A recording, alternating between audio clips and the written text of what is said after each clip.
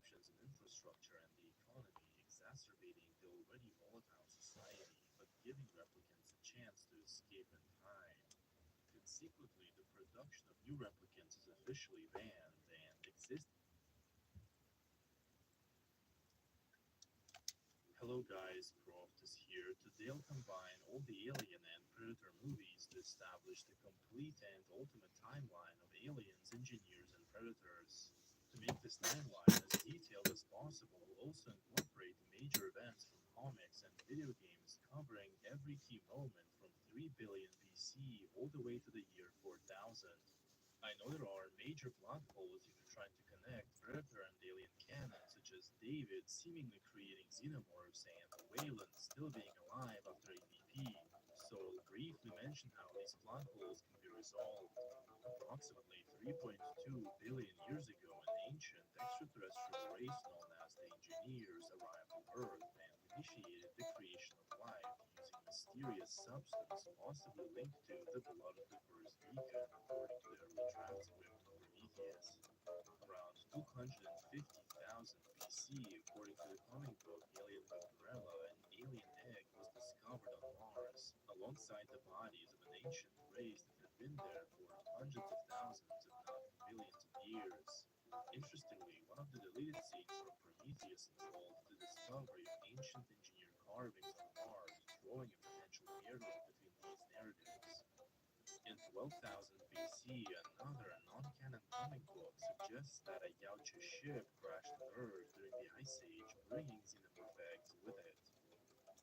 In 2996 BC, the Predators arrived on Earth and taught humans how to build pyramids, which then appeared across the globe. It is speculated that the engineers might have created the predators as part of their experiments with the black goo. Every century, the predators return to Earth to use humans as hosts to spawn xenomorphs in these pyramids. These sites serve as hunting grounds where young blood predators are initiated into warrior status by battling xenomorphs. However, in 2896 BC, after failing to defeat the xenomorphs, the predators activated a self-destruct mechanism, eradicating all traces of the xenomorphs on Earth. Another comic book features a flashback to 1300 BC with Yautja's visit in ancient Egypt. In the 34th year of the Common Era, the engineers prepare to launch a ship filled with deadly pathogen intended to eradicate all life on Earth. However, the pathogen is accidentally released, killing the engineers on LV-223. Only one engineer survived the catastrophe by placing himself in cryo sleep, awaiting discovery centuries later. Extra materials from Prometheus suggest that the engineer's decision to destroy humanity was influenced by the crucifixion of Jesus, who was seen as humanity's last hope for redemption from violence. In 700, Predator Xenogenesis mentioned various Yautja hunts on Earth, including one in Japan, where a samurai was able to extend his life by eating a Yautja's heart. In 900, the legendary Viking warrior Reinolf the Wraithstalker faces a xenomorph in the Dark Lands somewhere in northern Europe. In 1325, Liat San, also known as Gideon's son Li, a thief and murderer, finds a crashed Yautja ship in the feudal Japan. He eats Yautja flesh to extend his life and steals their technology, and will return to this character in the 21st century. In 1718, pirate captain Raffaele Bellini finds his crew that turned against him, and the Yautja, referred to as the Golden Angel, helps him in the fight. At the end of the encounter, the captain gives the Yautja his flintlock pistol as a trophy with the engraving Raffaele Bellini 1715. In 1719, a feral Yautja arrives on Earth to find and hunt the most dangerous species on this planet. The feral predator eventually targets French fur traders and Comanche warriors. Then Naru, a young Comanche healer, witnesses the gruesome death of her brother at the hands of the Yautja. She then outsmarts the creature and manages to kill it, proving her warrior status. In the movie credits, we see three Yautja ships approaching, leading us to believe that in Prey 2, coming out in 2026, we'll see another Yautja Comanche hunt. The movie Prey also tells an alternative story of Raffaello Bellini's pistol, suggesting that Naru got it from a French interpreter in exchange exchange for helping him. Between 1720 and 1950s, various alien and predator hunts take place on Earth, often involving historical events and figures and featuring crossovers with other franchises. In 1953, as depicted in the comic book Alien Earth Angel, a ship with an unknown extraterrestrial pilot crashes on Earth, and a strange xenomorph hybrid emerges from this extraterrestrial. However, Dr. Daniel Ripley, Ellen Ripley's grandfather, kills the xenomorph, preventing an outbreak on Earth. In 1987, a Yautja lands in the jungles of Central America and hunts an elite mercenary team led by Alan Dutch Schaefer. All of the Dutch's team is killed one by one by the Yautja before the Predator is outsmarted and killed by Dutch. From other Predator movies, we know that the Yautja came to Earth not just for hunting, but to collect DNA of the best human soldiers. On October 1st, 1990, in Mumbai, India, Peter Wayland is born into a distinguished family. His father is Bishop Wayland, a self-taught engineer and the chairman of Wayland Industries, while his mother is an Oxford professor of mythology. A commonly discussed plot hole in Alien and Predator continuity is that AVP CEO of Wayland Industries, Charles Bishop Wayland, dies, yet in Prometheus, Peter Wayland is shown as the head of Wayland Corporation. This discrepancy can be resolved by considering that Charles Bishop Wayland could be the father of Peter Wayland. This explanation can link the characters and their respective roles in the overarching Alien and Predator universe. Then, between 1990 and 1986, many other Predator hunts take place on Earth and they become more and more frequent. In 1996, somewhere in space, a strange extraterrestrial creature squeezes facehuggers out of ovomorphs and eats them like oysters, a bizarre comic book alien's taste. In the same year, 1996, a comic book Predator Dark River follows Alan Dutch Schaefer's brother, Detective Schaefer. In the story, Detective Schaefer embarks on a mission to the jungles of Central America, driven by the need to uncover the truth behind Dutch's mysterious disappearance and presumed death following the events of the 1987 Predator film. In the jungles, he encounters predators and unravels the secrets of their hunting practices, ultimately seeking vengeance and closure regarding his brother's fate. In 1997, a Yautja lands in Los Angeles and is confronted by Lieutenant Harrigan and the special military unit led by Agent Peter Keyes. The unit has detailed information about the Yautja and the records of the 1987 incident. Lieutenant Harrigan defeats the Predator using their own weapon and encounters a group of Yautja. They give him back Rafael Adolini's pistol as a trophy, which aligns with the comic book's origin story of the pistol. However, in the alternate movie version, the last time we see this pistol is in Naro's hands, suggesting that it will eventually be taken by the Yautjas.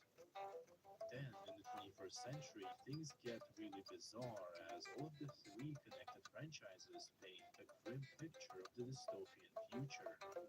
In early 2004, days after his 14th birthday, Peter Wayland is granted a patent for a synthetic trachea constructed entirely of synthetically engineered stem cells. On October 3rd, 2004, a Predator ship approaches Antarctica and activates the pyramid for the hunt. On October 10th, 2004, a Wayland Industries team led by Bishop Wayland explores an ancient pyramid underneath the ice sheet of Antarctica. They are soon caught in a fierce battle between the Yautja and the Xenomorphs. During the conflict, a predator named Scar kills Bishop Wayland, but later teams up with Alexa Wood to destroy the temple and kill the Xenomorph Queen, which ends up being frozen in the ocean. However, Scar is mortally wounded and eventually dies. To honor his achievements against the Xenomorphs and the Queen, the Yautja elders retrieve his body and take it aboard their ship. On October 11th, 2004, once the ship reaches Earth's orbit, a hybrid creature known as the Predalien bursts from Scar's dead body, revealing that he had been impregnated earlier in the pyramid. On October 14th, 2004, the ship carrying the Predalien crashes in Gunnison, Colorado. Several facehuggers and the Predalien escape, triggering a xenomorph outbreak in the town. In response, a Yautja named Wolf arrives to hunt the xenomorphs and the Predalien. However, the United States government intervenes by dropping a nuke on the city to contain the threat. In the aftermath, a recovered Yaoji shoulder cannon is delivered to a woman identified as Miss Yutani. In 2007, the first Blade Runner unit is formed, with Detective Kyle Moreau as the first Blade Runner, a term used to describe special agents in the police department employed to hunt down replicants. In the comic book Blade Runner Origins, Moreau uncovers a conspiracy involving the Terra Corporation creating the first replicant, a genetically engineered human crafted from biomaterials. It may come as a surprise for some people, but the Blade Runner franchise is officially in the Alien canon, and there are many references between two series. In 2012, after the death of Charles Bishop Weyland, his son Peter Weyland inherits his shares of the company, and at the age of 22, Peter founded Weyland Industries. In 2015, after achieving success with solar panels, Wayland Industries secures investment from three venture capital firms. While Wayland Corp has not yet reached the pinnacle, it is steadily gaining influence, prestige, and power in the corporate world. In 2018, it is revealed that predators collect DNA from species across different planets to enhance their own genetic makeup. A rogue predator crash lands on Earth, bringing advanced Yaocha technology to help humans defend themselves against a looming threat. However, a giant ultimate predator follows the rogue and kills him for betraying their race.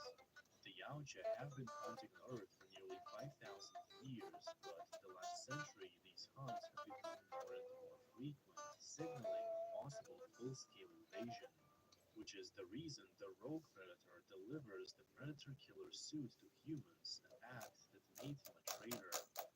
In 2019, in the advanced urban area of Los Angeles, Rick Deckard, a former police officer and Blade Runner, is tasked with hunting down and retiring, aka killing, rogue replicants, bioengineered beings designed to serve humans but who rebelled, seeking to extend their limited lifespans. Roy Batty, a replicant, confronts his creator Eldon Tyrell, who is the founder and corporate head of the Tyrell Corporation. Roy demands an extension of his lifespan, but Tyrell reveals that this extension is impossible, prompting Roy to kill him. Roy then dies due to expiration, and Deckard, who developed affection for Rachel, an advanced replicant, goes into hiding with her. My name is Keon, and I live here in California. At Southern New Hampshire University, you can pursue other things and still further your education. What made me choose SNHU was it was completely online and it was affordable.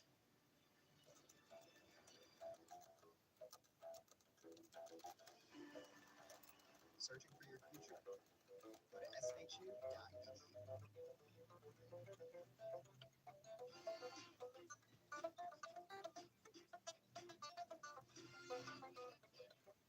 I never imagined Mom Talk would blow up like this. A girl dream of yourself and your family to all kinds of drama, and it's going to destroy the group. Please set the camera. I can't do this. The show must go on.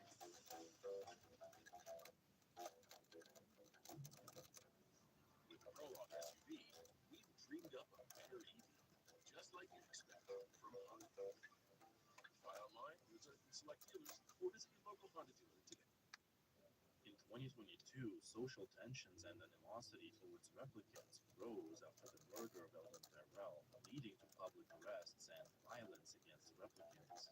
In response, a group of replicants detonates an AMP device, causing a massive blackout in Los Angeles. This event leads to severe disruptions in infrastructure and the economy, exacerbating the already volatile society, but giving replicants a chance to escape and hide. Consequently, the production of new replicants is officially banned, and existing replicants are continuously hunted down and retired by Blade Runners.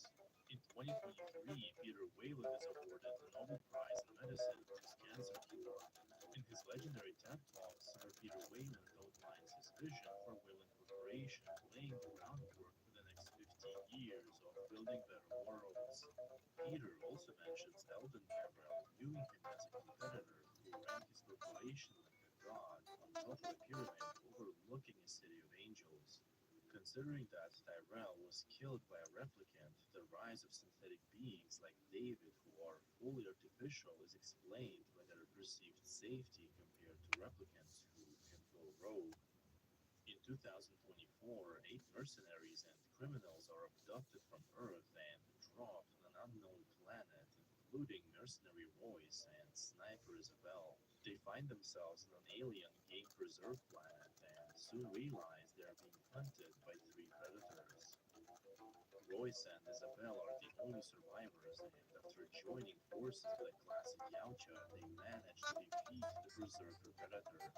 However, as more parachutes descend in the sky, they realize their ordeal is not over and they resolve to find a way off the planet.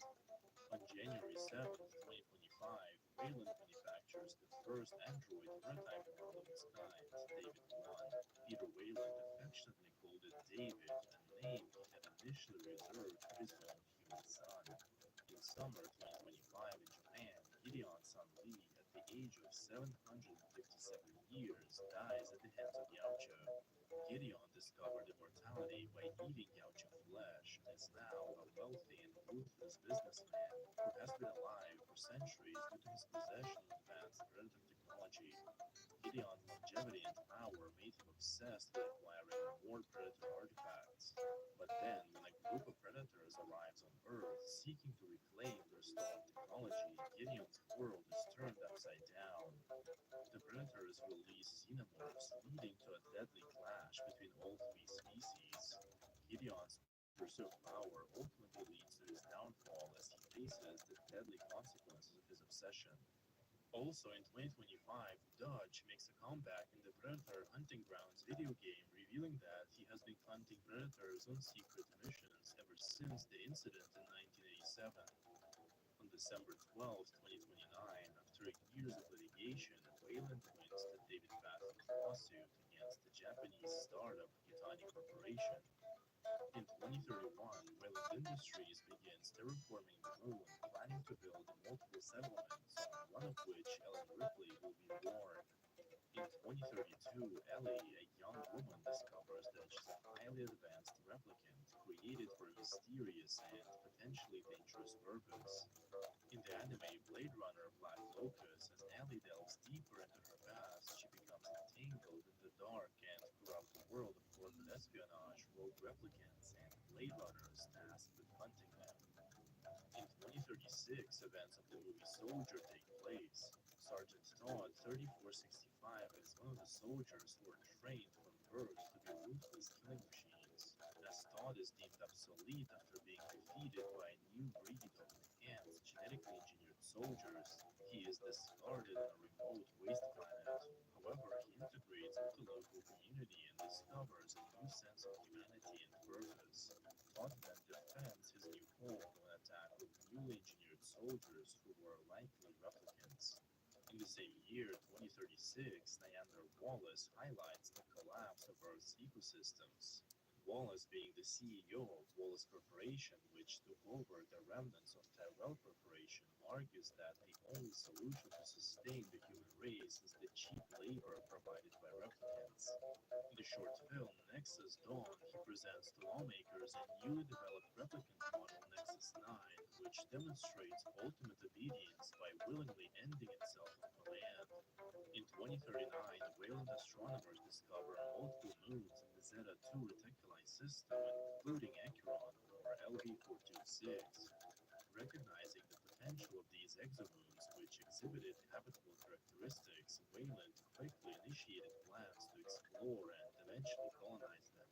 On April 1st, 2042, David 4 becomes the first commercially available model of the David series. And in 2045, Peter Wayland activates his personal android, David, who eventually becomes a son-like figure for Peter, whose only human child is Meredith Vickers. In 2049, society on Earth becomes increasingly dystopian, and the Blade Runner, Officer K, embarks on a quest to find Rick Deckard, a former Blade Runner who has been missing for 3 decades. K discovers that Deckard and Rachel had a daughter, proving that replicants can reproduce biologically and they don't have to be produced by Wallace Corp. This revelation is something that Wallace Corporation wants to keep secret at all costs, as it would make them society into complete chaos. In 2073, Wayland Corporation identifies the exact coordinates of the moon Acheron and actively begins preparing for the launch of Project Prometheus. In 2089, Dr. Elizabeth Shaw and Charles Holloway discover a star map in a Scottish cave dating back to 35,000 years. Later in the same year, Dr. Elizabeth Shaw records an interview for the Prometheus expedition with the short-lived White-Eye Elizabeth Shaw. Blu-ray files reveal that at this point, Wayland Corporation already knew about the signal from LV-426 and had marked it for investigation.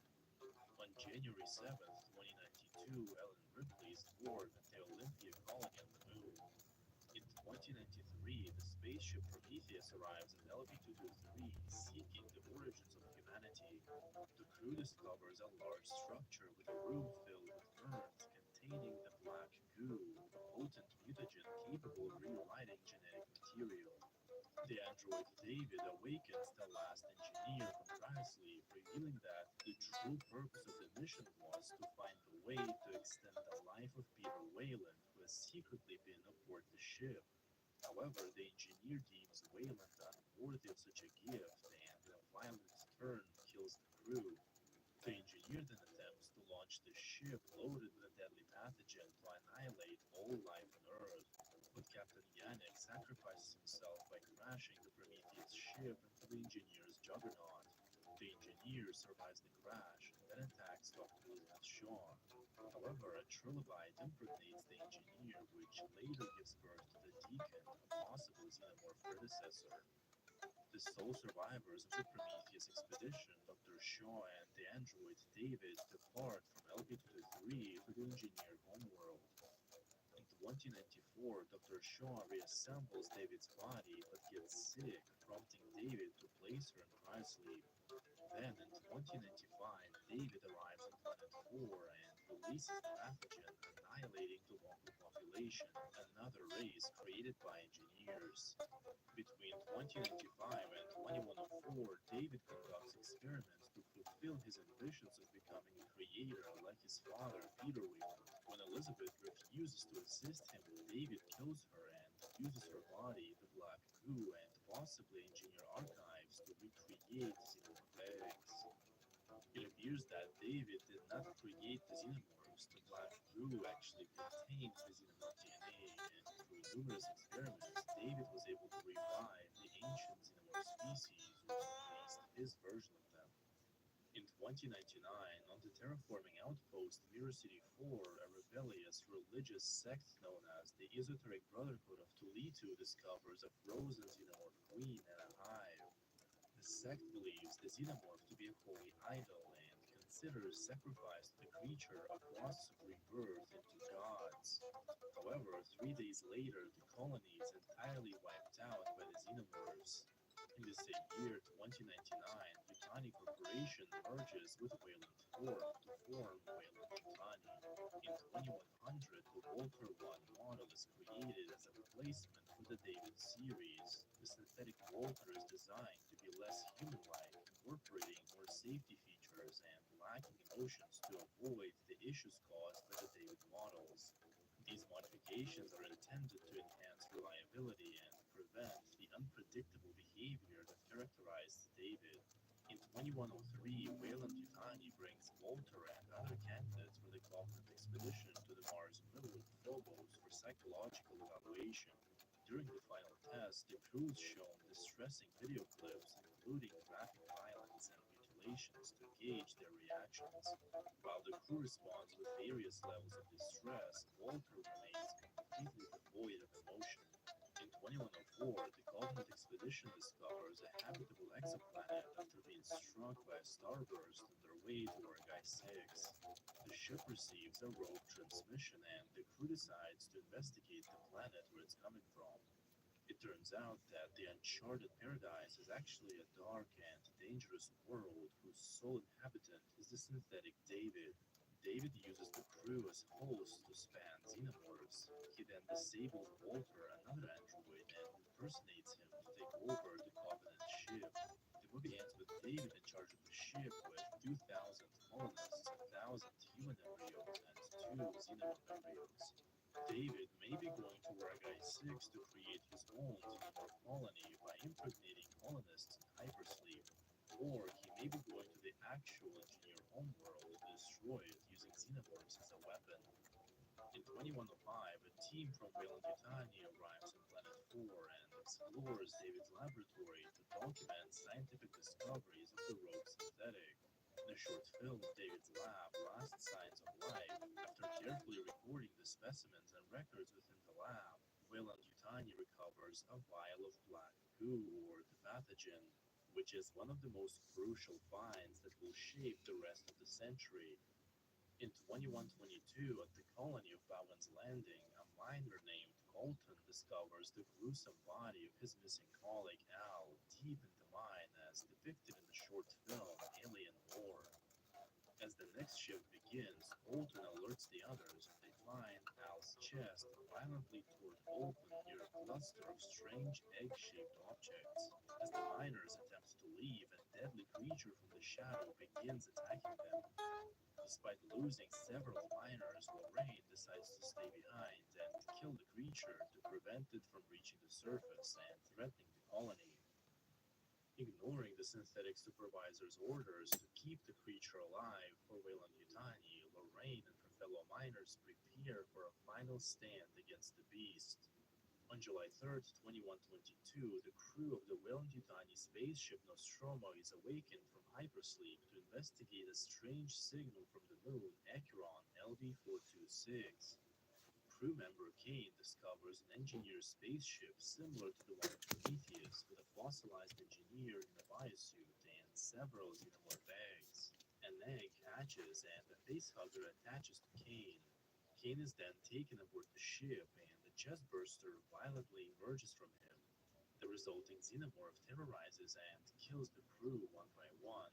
The massacre was enabled by android Ash, who violated safety protocols and had a secret company's agenda to return the alien back to Earth for research and weaponization. The sole survivor, Officer Ellen Ripley, blows up the ship Nostromo and manages to expel the xenomorph into outer space. In 2137, Amanda Ripley, daughter of Ellen Ripley, investigates her mother's disappearance in the game Alien Isolation. Amanda travels to the space station Sevastopol, hoping to find clues about her mother's fate. Upon arrival, she finds the station in disarray and its inhabitants terrorized by a deadly xenomorph. Amanda learns that another ship on Ezdora followed the Nostromo's black box data, discovering a derelict ship on LV-426. The crew found the source of the same distress beacon picked up by Nostromo and disabled it. However, two of them were impregnated by facehuggers and brought back to Sevastopol for treatment, causing a xenomorph outbreak. Eventually, Amanda destroys Sevastopol station, but much like her mother Ripley, she finds herself in a final confrontation with a xenomorph that has managed to infiltrate her escape shuttle. Amanda shoots the xenomorph but gets sucked out of the ship with it. The game ends ambiguously, with Amanda floating in space as a bright light suggests that she may have been rescued by another ship. In 2140, Amanda Ripley reconnects with her old friend, ex-Marine Zula Hendricks.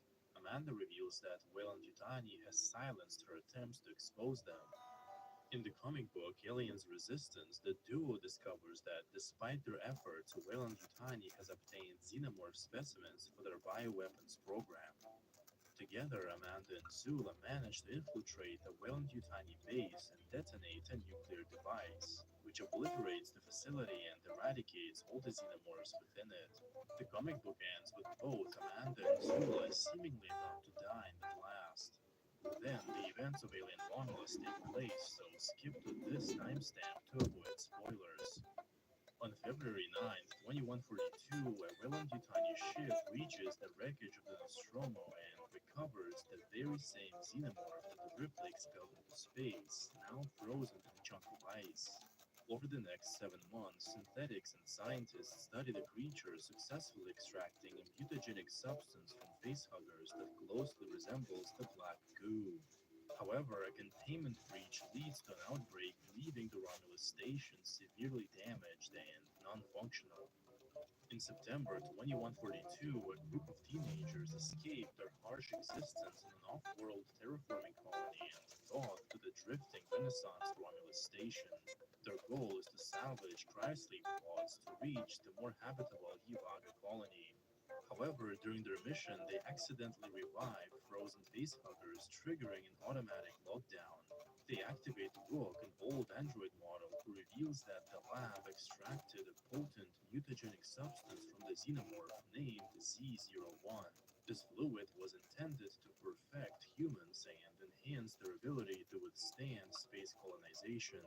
As they attempt to escape, nearly everyone is killed by xenomorphs except for Rain, Kay, and the android Andy.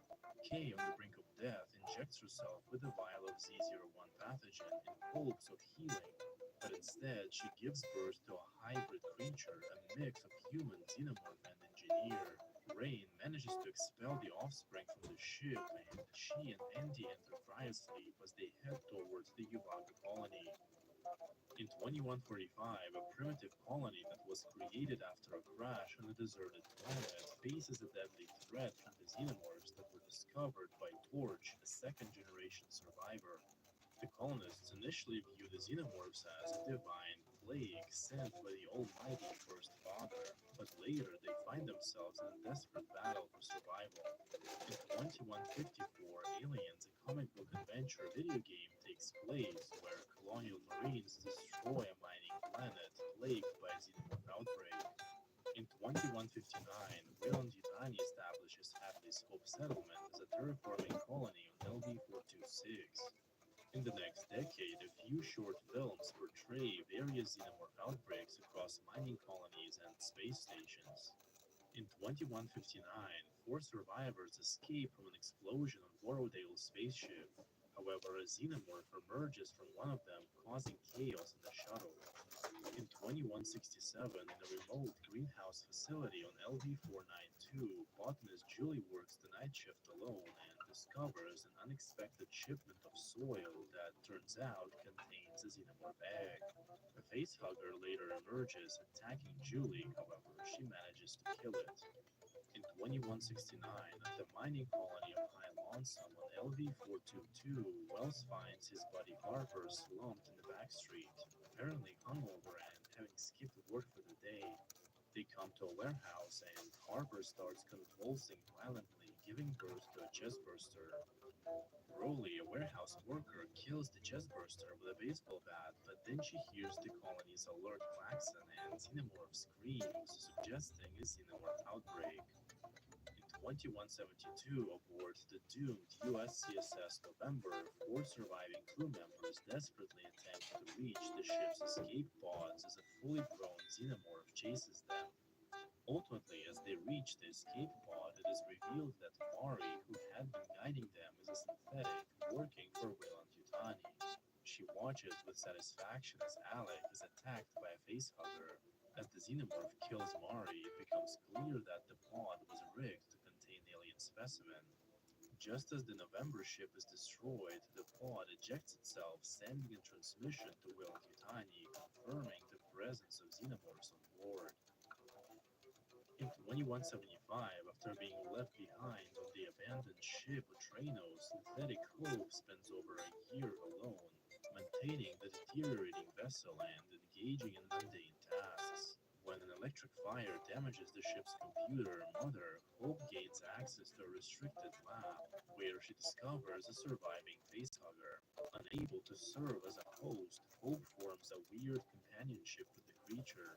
As both Hope and the facehugger begin to deteriorate, Hope manages to steer the ship toward a populated space, where they are eventually found by McCurr. Hope subdues McCurr, allowing the facehugger to impregnate him. After McCurr dies from a chestburster, Hope mourns the facehugger's death, but is soon confronted by the fully grown xenomorph that emerged from McCurr. On December 23rd, 2178, Amanda Ripley was officially reported to have died at the age of 66 due to cancer. However, this quote-unquote official story was actually a cover-up. In reality, Amanda was placed in cryostasis with the hope that a cure for her disease could be discovered in the future. The year of 2179 is probably the most eventful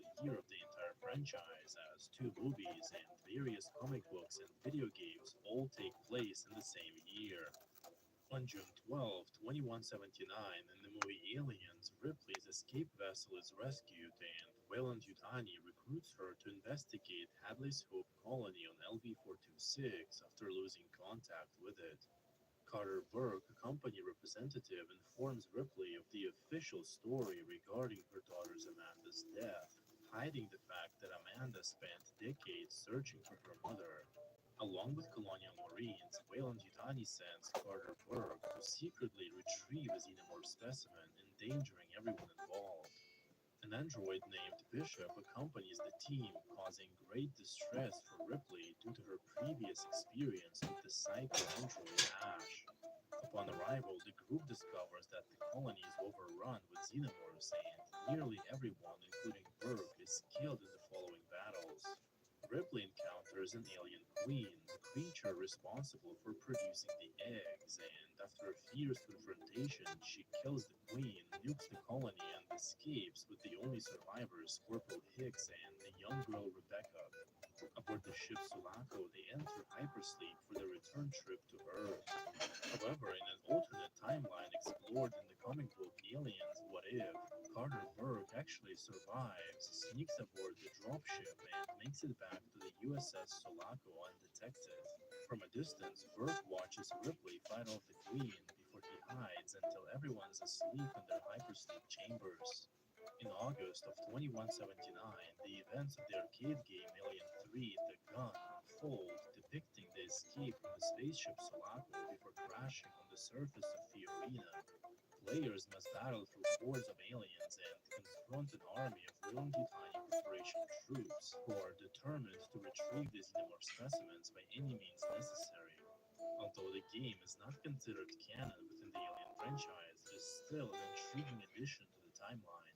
In October of 2179, it is revealed that the alien queen left several eggs aboard the USS Sulaco. While Ripley, Dix, and Rebecca are in hypersleep, the eggs hatch, impregnating Ripley and causing a fire that forces the ejection of their hypersleep pods onto Fiorina, a desolate planet housing an all-male prison facility. Ripley is then rescued by the inmates, however, a facehugger from the wreckage impregnates a bull, leading to the emergence of a new xenomorph that begins attacking the prisoners. During the chaos, Ripley discovers that she's carrying an alien queen embryo inside of her. After managing to kill the newly emerged xenomorph, Weyland-Yutani executives arrive on Fiorina with the intention of extracting the queen embryo from Ripley. Executive Michael Bishop bears striking resemblance to Charles Weyland, the father of Peter Weyland. Officially, Michael Bishop isn't related to the Weyland family at all, but since Blade Runner franchise is connected to Alien, he might actually be a replicant of Charles Weyland. Understanding the grave danger caused by allowing the company to acquire the xenomorph embryo, Ripley makes the ultimate sacrifice. She throws herself into a furnace, ensuring that the alien queen embryo dies with her, thereby preventing Weyland-Yutani from exploiting it for their own purposes. In November 2179, Michael Bishop rescues whatever was left from the android Bishop in the wreckage. In the novel Aliens Bishop, Michael resurrects the android Bishop to access the valuable xenomorph data stored in his mind, claiming it is for advanced medical research for humanity's benefit. As Bishop navigates this new chapter of his existence, he is pursued by various factions, including Colonial Marines and Weyland-Yutani commandos known as the Dog Catchers, all seeking to exploit the xenomorph knowledge he possesses. In 2180, the USS Sephora intercepts the USS Sulaco in the events depicted in Aliens Infestation. In this game, Colonial Marines board the Sulaco, encountering multiple xenomorphs as they investigate the ship. Their mission leads them to LV-426, where they continue their investigation and eventually discover a cracked derelict ship. Inside, they confront a massive jockey xenomorph which has emerged from the fossilized remains of the pilot. In the same year, 2180, the events of Colonial Marines game also unfold. Once again, Marines intercept the Sulaco only to face a severe xenomorph infestation. The situation escalates to the point where the Marines are forced to destroy the ship, They escape to LV-426 aboard the dropship and take shelter in the ruins of the Hadley's Hope colony. In 2183, a group of colonial marines is dispatched to investigate the abandoned colony on LV-426 again in the arcade game Aliens Extermination. During their mission, they encounter xenomorphs, hostile androids, and a dragon xenomorph. In 2185, events of the game Alien vs. Predator 3 take place on VG-386, the colonized planet and a forested world covered in dense jungle and ancient Yautja ruins, where Weyland-Yutani established a research facility to breed xenomorphs. Marines, predators, and xenomorphs are all caught in a free-for-all battle involving a few xenomorph variants, such as Matriarch, an evolution of an alien queen, Praetorian, a specimen 6 that later morphs into a queen, and an Abomination, a Predalien hybrid. But then, before we get to Alien Resurrection, the latest film within the Alien chronological timeline, Earth actually gets overrun by xenomorphs in the comic books. In 2189, after an expedition to the xenomorph homeworld, an alien specimen is brought back to Earth for research. This results in a catastrophe when Bionational's facility is attacked by religious extremists led by a priest, Salvagee, who believes the xenomorphs are divine entities. The attack results in the destruction of the facility, allowing the aliens to escape. Consequently, xenomorph outbreaks begin to appear across the globe. In 2194, in the Aliens Armageddon arcade game, colonial marines are deployed to combat the escalating threat, assisting the evacuation of the Ark ship amidst the fierce battle with xenomorphs. The situation on Earth becomes increasingly dire, leading to desperate measures in the following year. In 2195, as depicted in the comic book Aliens Earth War, humanity undertakes a bold mission to Xenomorph Prime. The objective is to capture Queen Mother and bring her back to Earth, hoping to lure all xenomorphs to her and then annihilate them all. The mission is ultimately successful, with the team detonating a large number of nukes, eradicating the xenomorph infestation from Earth. Later the same year, a Juggernaut ship arrives, carrying an entity known as the Ambassador Space Jockey, who initially appears to offer assistance in terraforming Earth. However, during a meeting with the president and his advisors, the ambassador reveals that his true intentions are to exterminate all life on Earth. Consequently, the president sacrifices himself, destroying the space station and the space jockey in a final effort to save humanity. These encounters with the engineers and their technology reinforce the grim reality that they are extremely hostile towards humans and other life forms. In 2198, following a xenomorph outbreak on Pioneer Station, the USS Otago crash lands on a nearby mining moon Lethe. In the game Aliens Dark Descent, it is revealed that beneath the moon's surface lies a mysterious Xeno City, a vast subterranean complex filled with hundreds of xenomorph eggs. A team of colonial marines goes into Xeno City on a mission to find Cassandra. A group successfully locates her, but they are soon confronted by a massive xenomorph born from one of the ancient citizens. Giant beings that bear striking resemblance to the space jockeys, possibly being related to them. In 2203, on a deep space research complex, Professor Kleist creates an enormous human xenomorph hybrid called Rogue or King Alien. This hybrid is an aggressive xenomorph variant that engages in a battle with an alien queen. In 2219, a group of scientists discovers a derelict ship in the comic book Aliens Apocalypse: The Destroying Angels. Aboard the alien spacecraft, they find a star map that leads them to the space jockey homeworld, revealing a vast underground city. They discover that space jockeys is a highly advanced race that had colonized thousands of worlds, and that one of them is found in a carefully sealed chamber within the city where he was subjected to catatonic suspension, an advanced version of hypersleep. Faced with extermination by the xenomorphs on their planet, the space jockey attempted to hibernate in a desperate attempt to outlast the xenomorph outbreak. In 2219, as depicted in Prometheus Fire and Stone comic book, a salvage crew arrives on LP-223 and is surprised to find a lush jungle instead instead of a barren landscape encountered with the Prometheus mission a century earlier. The crew uncovers a derelict ship containing xenomorphs, leading to a deadly confrontation. As the situation deteriorates, one crew member, Francis, injects his synthetic assistant Eldon with black goo, causing a violent mutation. The group faces betrayal and attacks from both xenomorphs and engineers, resulting in a chaotic struggle for survival. Later in 2219, as depicted in Prometheus' Life and Death comic book, colonial marines are on a mission involving an engineered juggernaut that they seized during a previous encounter. When a marine inside the juggernaut inadvertently awakens the engineer kills one of the marines and changes the ship's course to the moon LV-223. Upon landing, the Marines face attacks from mutated xenomorphs but are saved by survivors from a previous mission who are now allied with a Yautja named Ahab. The group learns that the engineers are preparing to hunt them down, so they plan to hijack the derelict ship to escape the moon. However, as they execute their plan, the situation spirals out of control, leading some members to fight off xenomorphs and furious engineers.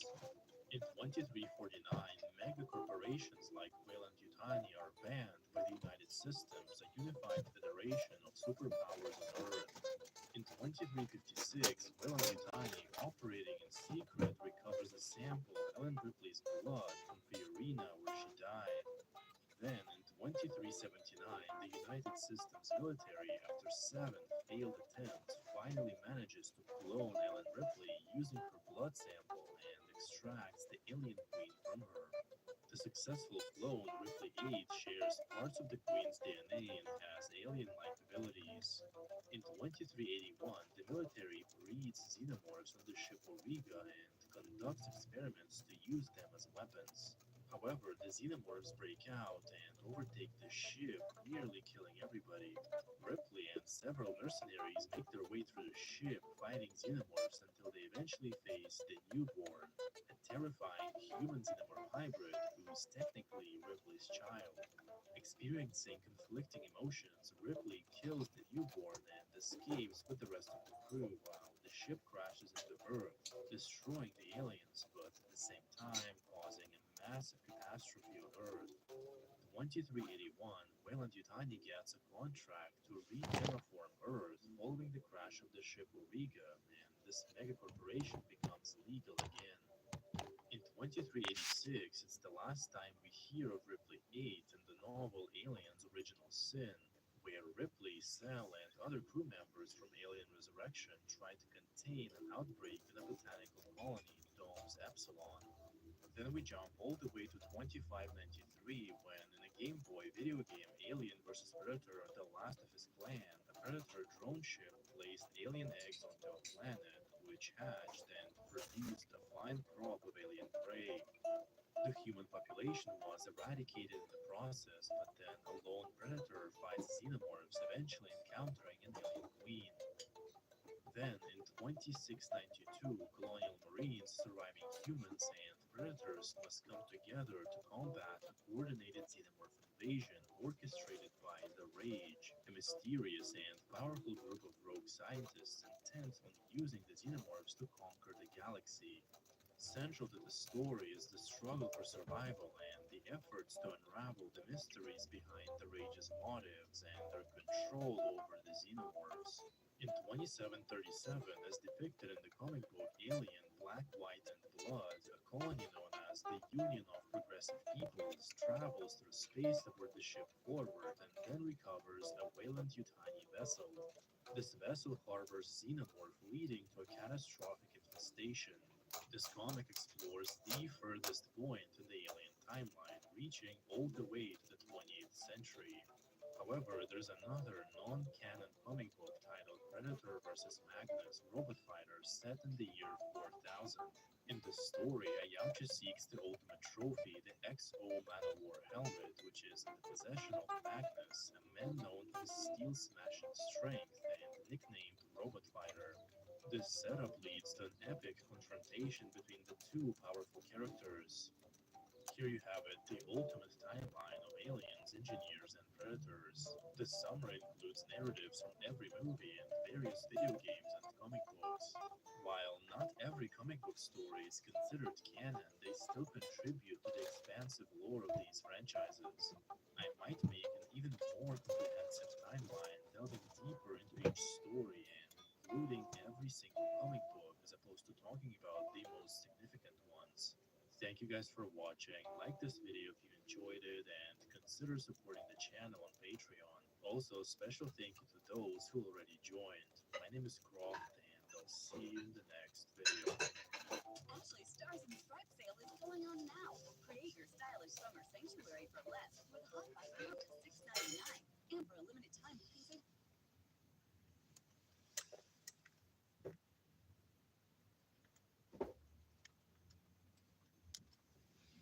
The Assassin's Creed franchise has a huge, sprawling timeline that spans well over 75,000 years and plays out across a whopping 20 plus games and counting.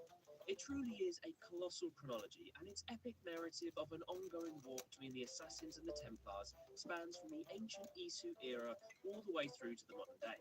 It's a big, beefy franchise with a wealth of rich lore lurking behind its historical roots.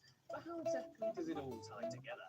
Well, it's a long story that can get quite confusing at times. Hence, this video explainer, which is the longest timeline video I've done to date.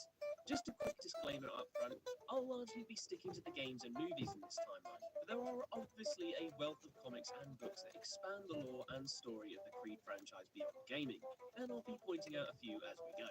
But without further ado, my name's Adam, and this is the Assassin's Creed timeline fully explained.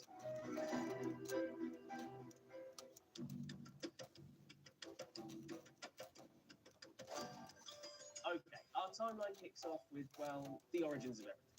And by everything, I mean me, you, your gran, your neighbour, that weird-smelling guy down the pub, everything.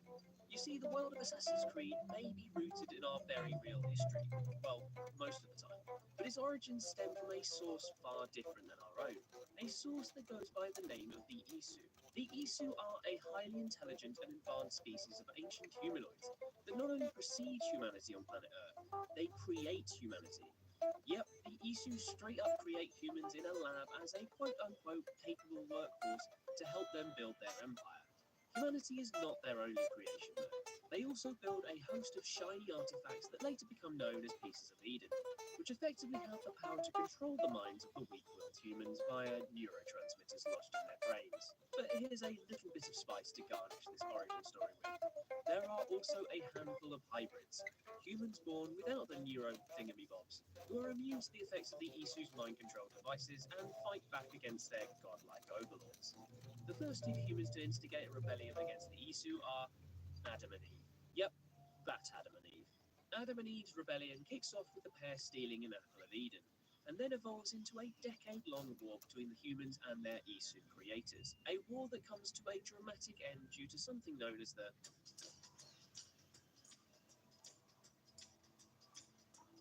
An all-encompassing solar flare effectively brings the Isu human war to an end by, well, pretty much killing everything and everyone. A small contingent of both humans and Isu survived the apocalyptic event, with the solar flare having largely destabilized the Earth's environment. The Isu eventually declined in numbers to the point of extinction. The humans, however, survived. Well done us, I guess. But let's backtrack a bit for a second to introduce a few notable members of the Isu race who will come to have quite the impact on this timeline. Firstly, there's the Isu scientist Minerva, who is one of the few to foretell the apocalyptic events that would destroy her species. She locks herself away with her colleagues Juno and Jupiter in a bid to find a way to avert the incoming crisis. When they exhaust all possible avenues, they set about warning future generations about a second solar flare that's rather specifically scheduled for December 21st, 2012, which we'll get to eventually. The trio make use of a piece of tech known as the Eye, that allows the Isu scientists to basically foretell the future through a seemingly endless set of calculations of pretty much everything that might happen. Minerva uses the Eye to leave messages to the future that will help guide subsequent generations to averting the second solar flare. Her colleague Juno, however, has more nefarious aims, and she plans to use the Eye as a means to rule the world, Luckily, she's discovered by Minerva and Jupiter and imprisoned for her Roman behavior, but not before she's able to tinker with the eye to allow her to be freed from her imprisonment when it becomes activated, which is a proper Deus Ex Machina if I ever saw one. Either way, the great catastrophe happens regardless, and the Isu race dwindles away. But the impact of their legacy is astronomical, paving the way for many of the world's religions and beliefs, from the Aesir Norse gods through to the mythologies of ancient Greece and Egypt, and beyond to the stories that would eventually inspire the Bible. I mentioned the Norse gods just then, and while we won't catch up with them for a little while on this timeline, they are also around during the time of the Great Catastrophe. Long story short, a host of 7 Aesir gods, among them Thor, Tyr, and Freya, upload their DNA into the life tree, which will allow them to be reborn as humans further down the timeline. Loki always wants to spoil the party, murders Heimdall, one of the aforementioned 7, and takes his place instead. And beyond the gods, of course, there are the elusive pieces of Eden, which will become instrumental in the development of the human race, most notably as the core focus within a secret war between 2 opposing organizations, the Templar Order and the Assassin's Brotherhood, a war that would eventually decide the fate of humanity. But we'll get to that in due time.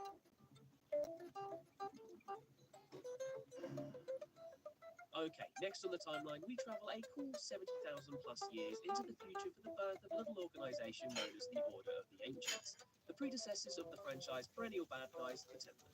The Order is created in Egypt with the aim of seeking out Isu artifacts like the Pieces of Eden in a bid to control the local population. And this morally corrupt collective soon spreads throughout the lands of Egypt and into Persia, preaching its message of a supremacist society hell-bent on pushing Isu ideals. They're basically a bit like ancient Nazis. Anyway, we time jump again another millennia for the origins of their rivals, the Hidden Ones, which all technically starts with a lad called Darius, wielder of the very first hidden blade.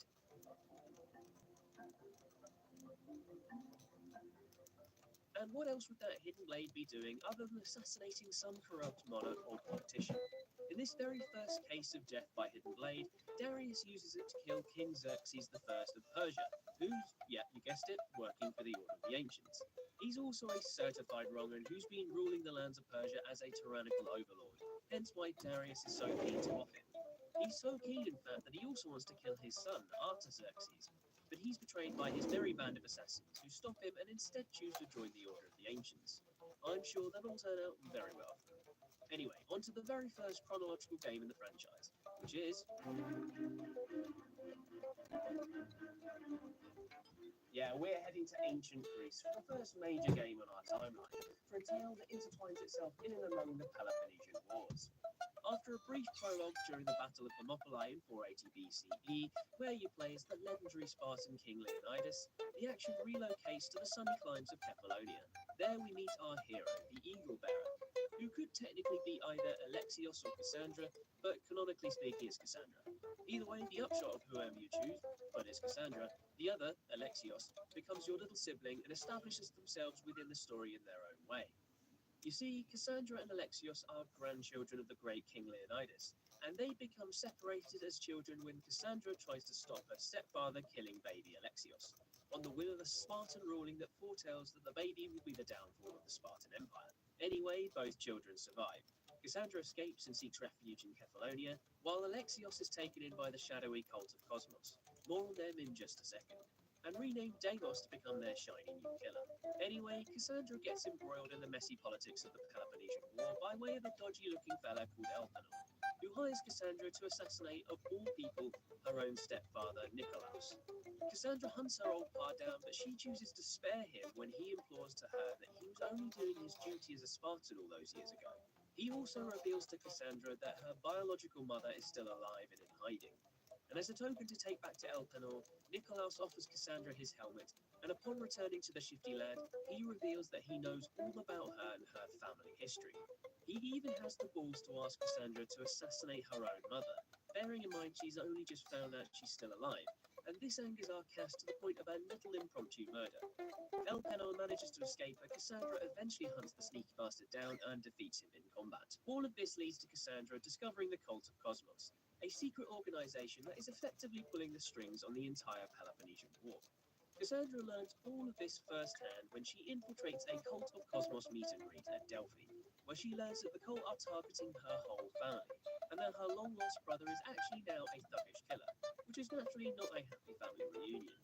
Cassandra does get a happy family reunion when she finally catches up to her mother, and the pair join forces to take down the cult of Cosmos. The year is only 429 BCE by this point, only 2 years from the beginning of the game, and there's still the best part of a decade to get through, so let me speed through some of the highlights.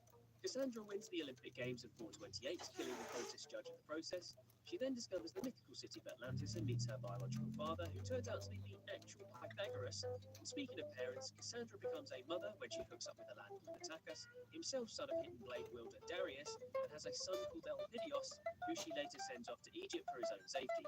Elpidios, by the way, goes on to sire a bloodline that will eventually lead to the rise of the first generation of the Assassins, the Hidden Ones. But that is a story for a little bit later. Anyway, back to the Peloponnesian War and Cassandra's hunt for Cosmos cultists. As Odyssey has an open-ended structure, you can actually side with either the Spartans or the Athenians in your hunt, but it all amounts to the same, the great big bloody battle of Amphipolis. This is followed by a battle on a much smaller scale, when Alexios and Cassandra clash atop Mount Tegetos, which eventually results in the death of Alexios.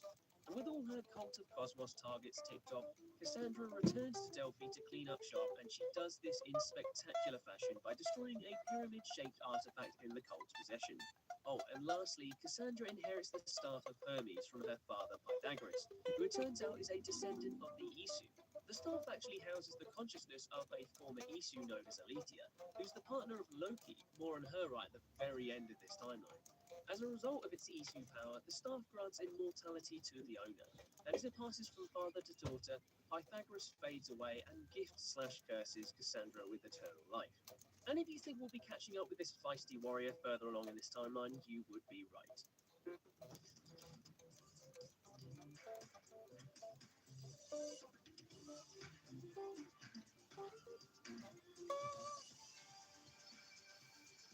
Real cocktails, perfectly mixed. Got water. Open the bar.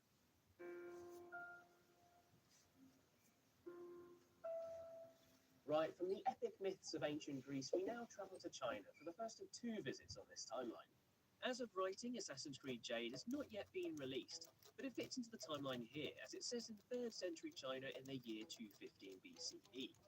You play as an orphan adopted by a master called Wei Yu, and the story takes you on a quest for revenge across the culturally shifting landscape of China at a time when trade links are opening to the west. And that's pretty much all I know at this stage, so let's keep this timeline ticking.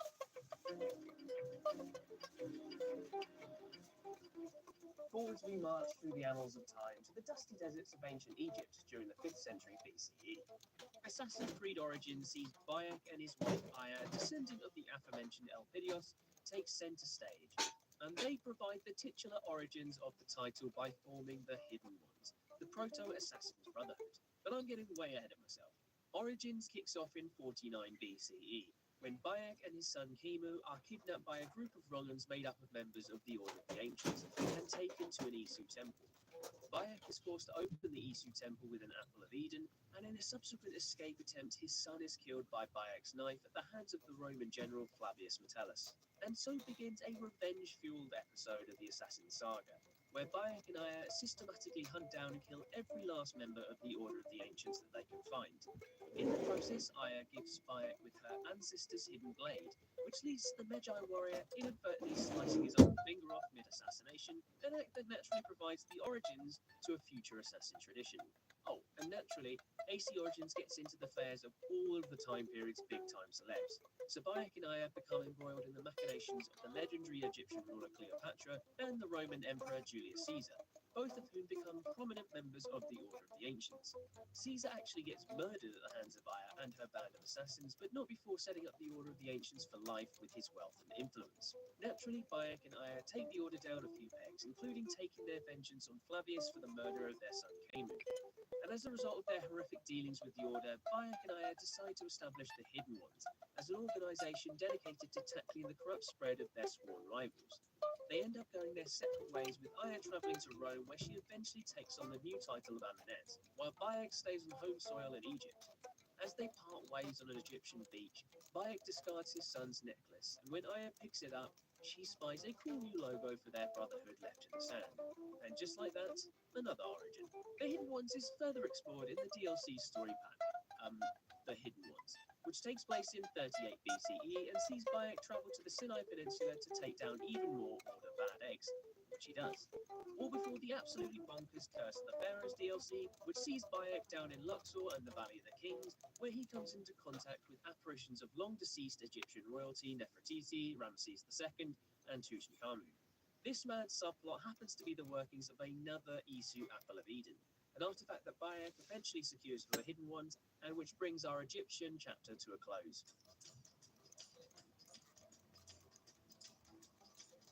We jump ahead the best part of a millennium for the next game in the timeline, the Baghdad set Assassin's Creed Mirage. I'll try to keep this section relatively short and spoiler-free, as of the time of making this video, Mirage is just about to launch. In short, Mirage lays the groundwork for a pretty important character who'll have quite the impact across several eras of this timeline, the assassin Basim ibn Isa. While I'll be going into more detail about Basim and the crucial role he plays in the franchise in the next entry on this timeline, Mirage tells the story of his origins, from humble street thief to the heady heights of the Hidden Ones. Under the tutelage of the husky-voiced Roshan, Basim joins the Hidden Ones and tackles the prominence of the Order of the Ancients in his hometown of Baghdad. And as he hunts down clues to the real identities of the Order's members, Basim gets embroiled in the corruption rife in the stunning round city of Baghdad. From the scholarly halls of the House of Wisdom through to the colourful kiosks of the Kakh Bazaar. While Basim's fight is principally against all the Order bad eggs pulling the strings behind the scenes, he's also fighting inner demons too, namely a grotesque genie who haunts him during his sleep. We'll get into the cause of these nightmares in a lot more detail when we learn Basim's real identity in the next game in the series, which is...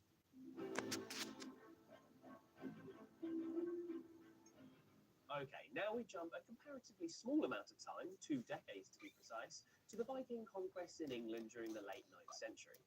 We're introduced to our new hero, or heroine, Eivor, who's orphaned at a young age when her hometown is sacked by a bad lad called Kjotve the Cruel. As a result, they're taken in by the king of the Raven clan and brought up as one of his own.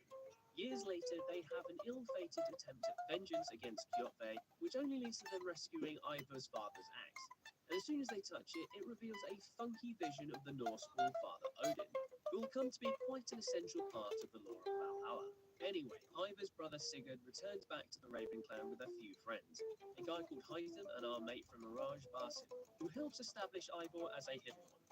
This trio of warriors help Eivor finally take vengeance on Kjotve alongside the army of King Harald. And when Harald takes power over Norway, an act that angers Sigurd, who hoped to become king of his father's kingdom, he leads an exodus of Raven Vikings to bonny old England, which actually isn't so bonny at this point in time. Upon arrival, they establish the settlement of Ravensthorpe and set about making alliances with the various kingdoms throughout the lands.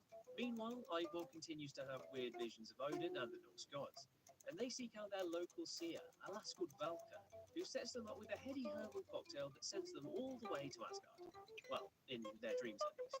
Here, Eivor plays a pivotal role as Odin when he's foretold of his death at the hands of Loki's son Fenrir during Ragnarok. Long story short, Ragnarok is actually the great catastrophe that befell the Isu earlier on in this timeline. And as I mentioned, the Norse gods are all actually Isu themselves. Odin ventures into Jotunheim to find some magical mead that will basically allow the gods to save themselves by uploading their DNA into the life tree, thus allowing them to be reincarnated as humans further on down the timeline. Anyway, Odin forbids Loki from being reincarnated, and as I mentioned before, he gets around this by murdering Heimdall. Anyway, back to the real world, where Basim and Sigurd discover an Isu relic, which leads the pair to go a bit power mad when they start believing they're gods, which, to be honest, is not too far from the truth. I'll explain that in a bit. Anyway, this mad pair travel with Eivor back to Norway, where they discover a great big bloody Isu temple with the Yggdrasil, the Norse life tree, here reimagined as a giant computer of sorts. They upload themselves into the tree network or whatever, which deposits them in the Norse paradise of Valhalla, where they can fight for as long as they damn well please. Eivor figures out that, perhaps all of this is too good to be true, and they resist the simulation, which stumps both her and Sigurd back out. And it's here that they're confronted by Basim, who reveals to them all that they are in fact gods, or at least the reincarnations of Tyr, Odin, and Loki. Sigurd is Tyr, Basim is Loki, and Eivor is Odin, which gives some handy context for all those weird visions at least. Basim/Loki tries to attack Eivor/Odin in a revenge attack, but Eivor and Sigurd are able to overpower the lad from Baghdad and trap him in the life tree computer thing. Anyway, remember the Order of the Ancients? Yeah, they're still knocking about as well. Eivor becomes a part of the attack against leading Order Ronan King Alfred of Wessex, and eventually defeats him and his army, even if they do spare the king himself. A note on Alfred himself, though, as he's a bit of a weird one. While he's technically a member of the Order, he actually hates the whole Isu worship bit, which he believes conflicts with his Christian beliefs, and so he surreptitiously helps Ivor take the Order down, disguised as a poor fellow soldier of Christ, who, for anyone not up on their history of Christian military factions, is another name for the Templars. Yep, our Alfred is instrumental in the transition from the Order of the Ancients to the Templars. Meanwhile, Valhalla has an extensive collection of DLC story expansions that regale the next decade of Ivor's story. A lot happens, so in the interests of time and my editor's sanity, let me recount the highlights. Wrath of the Druid sees Ivor travel to Ireland and get caught up in the affairs of the monarchy and the church, which ultimately leads to a new king who's sympathetic to the various faiths across the Emerald Isle. The Siege of Paris jumps ahead to 885 AD and sees Ivor head to the continent to take part in a raid of Paris, which turns into a siege of Paris, which then turns into a de-escalation of war in Paris. 2 years later, in 887, Ivor heads to Skye in the northern Scottish Isles and encounters a familiar face in the form of the immortal Cassandra, who's been knocking about for well over a millennia by this point. Ivor is there to investigate weird, nightmarish goings-on among the villagers, which all points back to an Apple of Eden that Cassandra helps to switch off. Let's talk salary. Great. What do you typically offer for this role? It's competitive. And if it was a number, it would be. A competitive number. With Indeed, you can avoid awkward salary conversations from the start. Well, a number. Is it competitive? It's usually just one person trying on shoes. Discover doubles your cash back at the end of your first year, so I'm going to use mine to get something for my beautiful stunt double, Eileen. You earn, we match. Wow. Discover Cashback Match. We'll take them.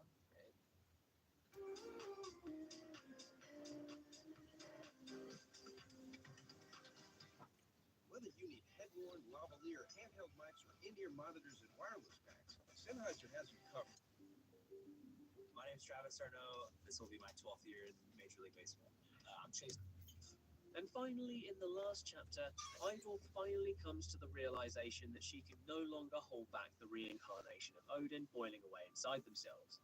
After setting all their affairs in order, Ivor sets sail for Finland, where she lives out her life talking with the Allfather all about the Norse gods and how they survived the Great Catastrophe, aka Ragnarok. And with that, Valhalla is done. Whew.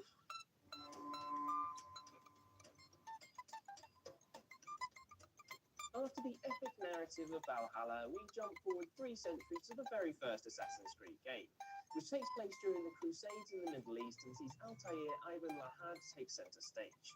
Just to note that I'm also bundling the handheld prequel Altair's Chronicles and the handheld sequel Bloodlines in this section. Otherwise, this timeline will start to get out of hand. Altair's Chronicles take place in 1190, a year before the events of the original Assassin's Creed, and sees our central hero tracking down something known as the Chalice, which actually turns out to be a woman from the Templars. He doesn't succeed. Oh yeah, a quick note on the Templars and the Assassins at this point in the timeline. Simply put, the Brotherhood of Assassins and the Templar Order have respectively succeeded the Hidden Ones and the Order of the Ancients as the major players in the franchise. And with that, let's jump into the original Assassin's Creed, which takes place in the Holy Lands in the year of 1191 AD. Here we're introduced to many of the elements that will become integral to the ever-expanding narrative of the rest of the franchise, notably the ongoing rivalry between the Assassin and Templar orders. In short, the Assassins fight for peace and freedom in the face of tyranny and corruption, whereas the Templars strive for peace through order and control. We're thrown right into the middle of this dichotomy and into the shoes of Altair, a young, reckless assassin who kicks off the game by royally screwing up a mission to retrieve an Apple of Eden from Templar hands. Due to his arrogance and his disregard for the 3 tenets of the Assassin's Creed, the mission is very nearly a failure. Returning to the assassin's base of operations in Masyaf, Altair is immediately demoted by his superior, a lad called Al-Mualim, in order to regain his honor and position within the Brotherhood by taking out 9 targets across the Holy Lands. And so Altair heads across Jerusalem and Damascus, assassinating left, right, and center. And as he does so, he becomes less reckless and more glued up to the wider picture. The wider picture being that all of his targets are Templars looking for the apple themselves. This leads him to question his master's motives, and his worst fears are confirmed when his final target, Robert de Sabler, tells him that the real antagonist at the heart of the game is in fact Al-Mualim. Anyway, Altair comes in from the cold, metaphorically speaking, and confronts and assassinates his old mentor, who's been using the Apple of Eden all along to control his followers. Altair gets his hands on the apple, which reveals a mind-blowing wealth of information all about an ancient race known as those who came before, or the Isu to you and me following this timeline chronologically. Altair then tries to destroy the artifact, but instead activates it, which shows him the locations of countless other Isu pieces of Eden all across the world. In the wake of Al-Mualim's death, Altair rises to the rank of Mentor of the Levantine Brotherhood, and here's tell of Templar activity on the island of Cyprus, which is the core location for the handheld adventure Assassin's Creed Bloodlines. Here, Altair confronts and kills the new Grandmaster of the Templars, a lad called Armand Bouchard, and finds himself a Templar wife called Maria Thorpe, who falls in love with the wise old eagle and renounces her wronged ways. Aww.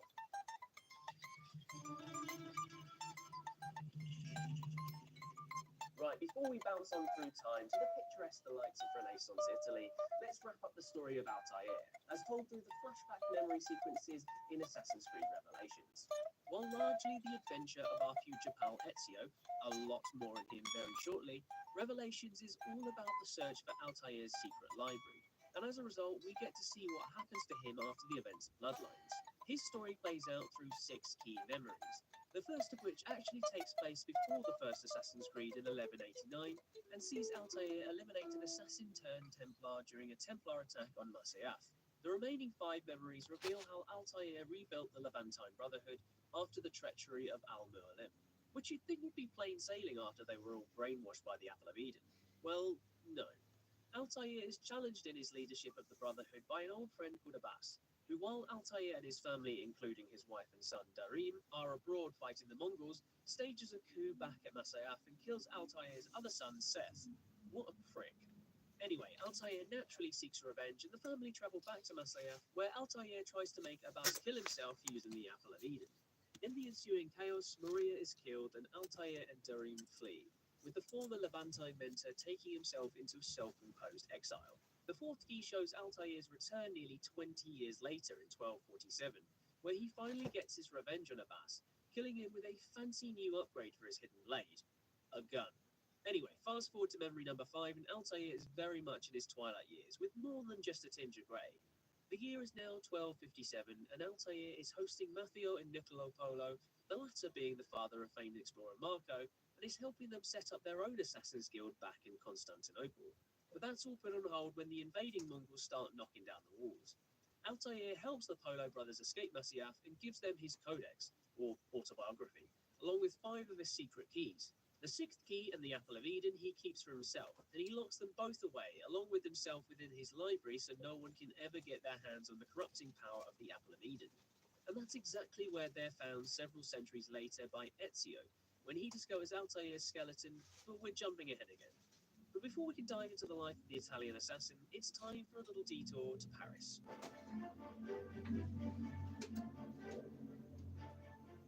Yeah, Assassin's Creed Unity throws out a prologue that takes place roughly 475 years before the main events of the rest of the game. Here we witness the downfall of the Knights Templar in France at the hands of King Philip IV, largely because he's in huge amounts of debt with the Templar Order.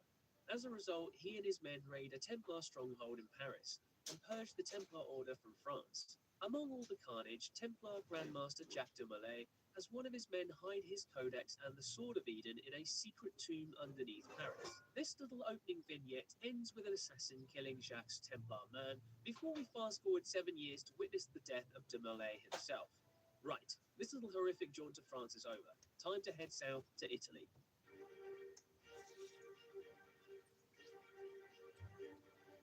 Right, we zip forward through time a quick double century to the Renaissance period in Italy for a prolonged storyline featuring fan favourite Ezio Auditore da Firenze. But first, let's meet his father, the assassin Giovanni Auditore. In this short film prequel to Assassin's Creed 2, Ezio's father is drawn into the machinations of the treacherous Templars after the Duke of Milano is brutally murdered. Working with his ally, Uberto Alberti, Giovanni heads to Venice and Rome to investigate the murder, but eventually finds that the truth of the matter is much closer to home and he's betrayed by Uberto, which leads right into the beginning of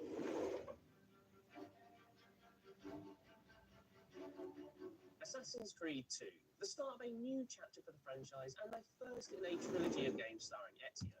Kicks off in 1459 with the birth of our central hero, before zapping through time to 1476 and right into the thick of the action of Lineage.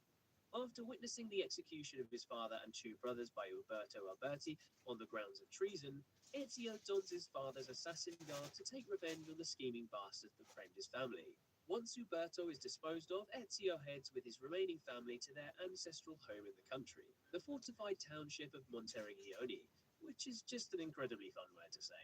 Anyway, there he meets his uncle, It's a me, Mario! who reveals to Ezio his father's double life as an assassin, and the truth behind his execution, that he had actually uncovered a secret Templar conspiracy that implicated the great and good of the Italian upper classes. And so Ezio spends the next 8 or so years training up as an assassin and fighting the corruption of the Templars all across Italy. This crusade takes him from the streets of Florence to the canals of Venice, via the Leaning Tower of Pisa, all the classic Italian tourist spots, as he assassinates Templars left, right, and centre. On his merry warpath, Ezio teams up with the one and only Leonardo da Vinci, who acts as a queue of sorts to Ezio's 007, building our hero a range of gadgets, from the handy hidden blade to Da Vinci's very own flying machine. All of this death and destruction eventually leads Ezio to finding the identity of the Grand Master Templar, Rodrigo Borgia, who has been pulling the strings on all Templar activity in a bid to find the Apple of Eden and become, for all intents and purposes, a god. Anyway, Ezio and Borgia come to blows, and Ezio is able to steal the apple from the Templars' control. Impressed by his work against the Templars, the assassins finally induct Ezio into their ranks, believing him to be the one to lead them in the fight against the Templars. And from here, the story actually makes a huge time jump to 1499, for the ending of AC2. But there are a few key story beats that take place during this time period. First up, there are a couple of corrupted memories that Ubisoft sold to us later as DLC story expansions, the Battle of Forli and the Bonfire of the Vanities. To cut a very long short for these escapades, Ezio loses the apple and then spends another decade trying to find it. But also, Ezio has a whole side adventure in the handheld title Discovery that takes him to Spain to thwart the Spanish Inquisition, who are, you guessed it, Templars. Meanwhile, also happening in Spain,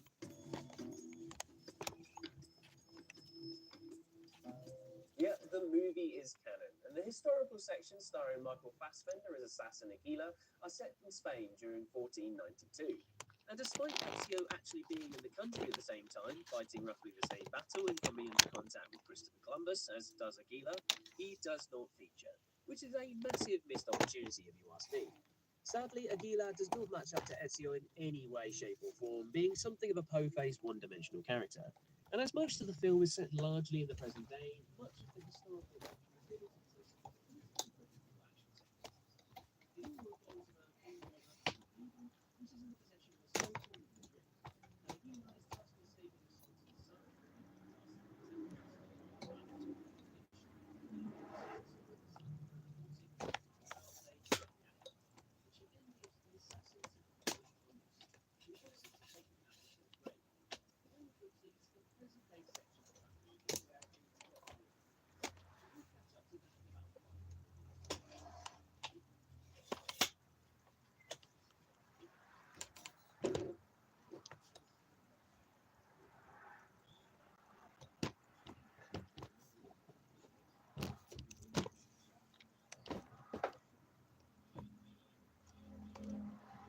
minutes.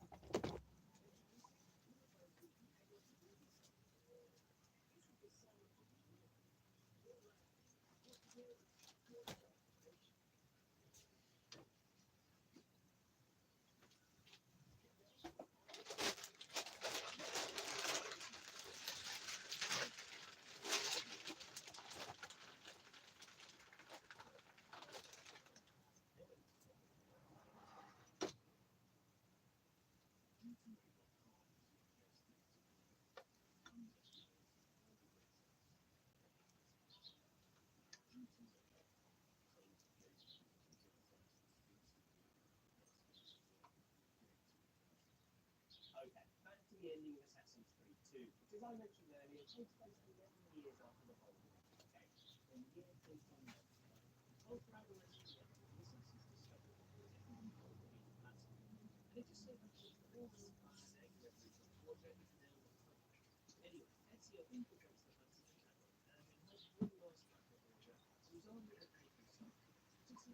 saw a piece of interest. Ezio later told the tabloid that ultimately spared his life due to his belief that his lust for vengeance won't bring his family. Either way, he unlocks the secret vault of the Appalachians confronted by the hologram of our old missing friend Minerva, who reveals to Ezio all about the catastrophe that befell the people. She also clues in the assassin to the upcoming secret catastrophe, a prophecy that at this stage probably confuses the hell out of everyone. And with that, this is Green 2.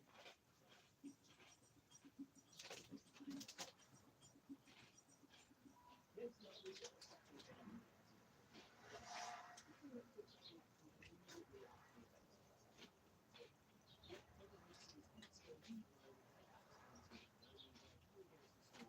payback time to the Romans, or coming against the storm of history, Minerva catastrophe is really going to tell you all that Nicola Machiavelli was a bit mid for Ezio Scaevola through God's life.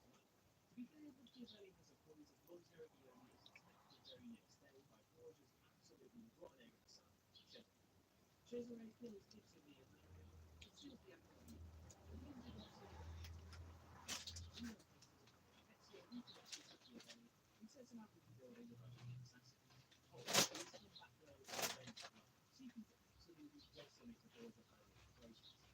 And so that's just exactly what Ezio does across the next 5 years. Effectively dismantling the Borgia's empire of evil across Rome and the area. Cesare actually helps him ultimately,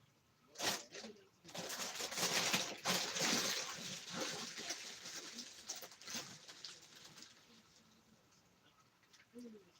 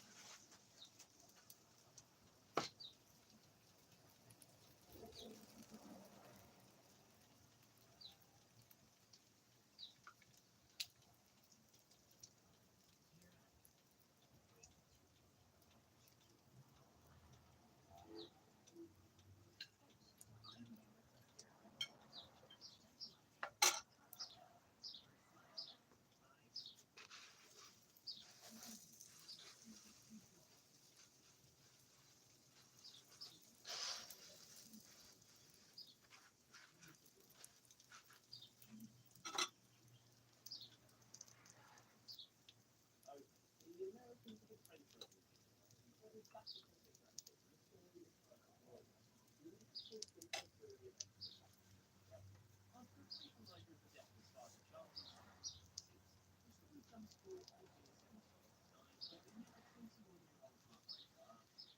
Often finds his father's murder, Arno is taken with an old man called Francois Boxer, just so happens to be the Grand Master of the Templars. When Arno is trained to tell us about the murder, he's thrown into the Bastille jail, and he meets a fellow detective called Bella, who also just happens to be a member of his sister's club. Finds Arno very sensitive, but realistic, because the background story is still based on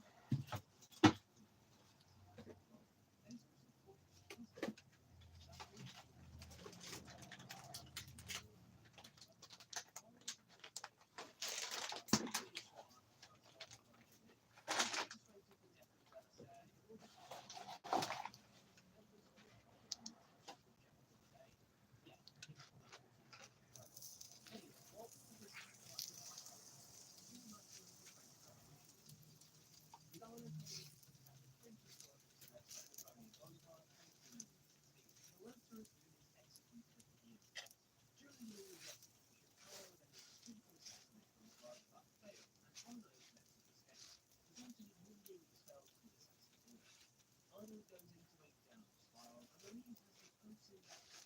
The city tears itself apart during the reign of terror. Anyway, Unity all comes to a head, no pun intended, when Arnold finally confronts an assassin of Francois and a secret Templar execution in Paris. During this clever encounter, Francois' broken sword of evil, which explodes in his hands and kills a mass, pretty much also finishes Francois'. Arnold comes to the last bit though, and in a sequence that takes place years later, he recovers the remains of his Templar rival and buries them within the catacombs of Paris.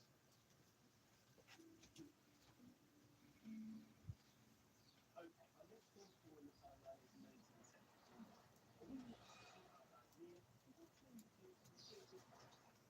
In 1950, Arbaz comes up against the British Templars trying to take advantage of the technically political situation in India as a result of the Anglo-Sikh Wars.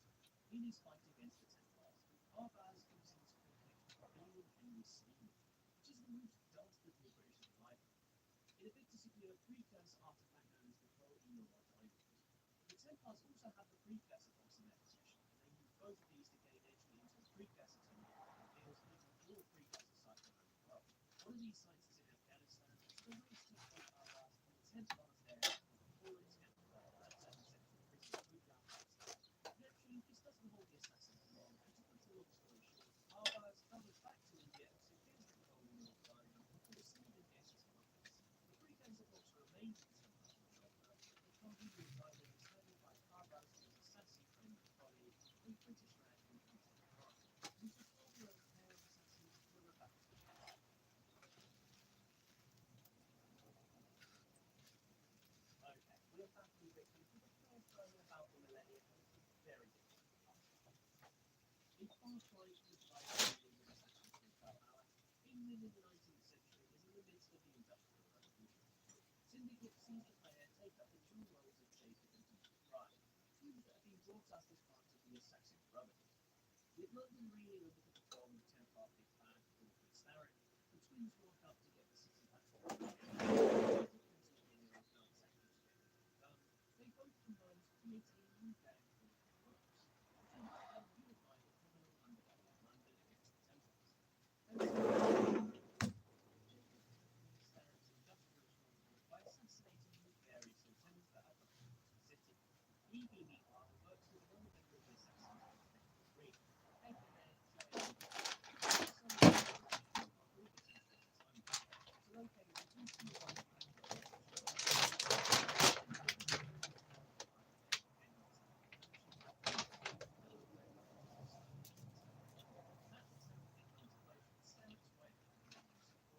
who they take with him.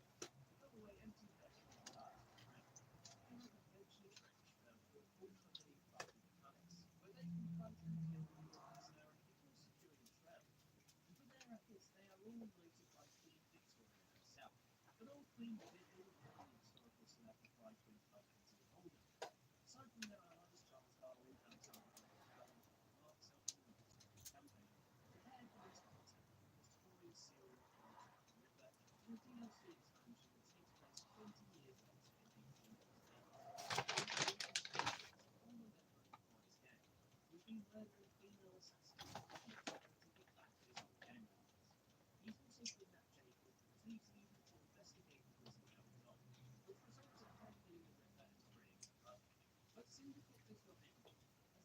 another time jump into the 20th century, where a time anomaly in the Anarchist puts players into the shoes of James Reynolds in The Bride during the First World War.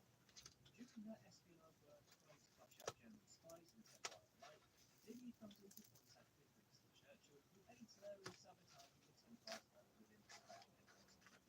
As Lydia goes about her work, she encounters a sage. It turns out that the reincarnation of the Isu Hater, Juno's husband, and as a result of Lydia's actions, Juno wonders where she could work with the assassins in the future.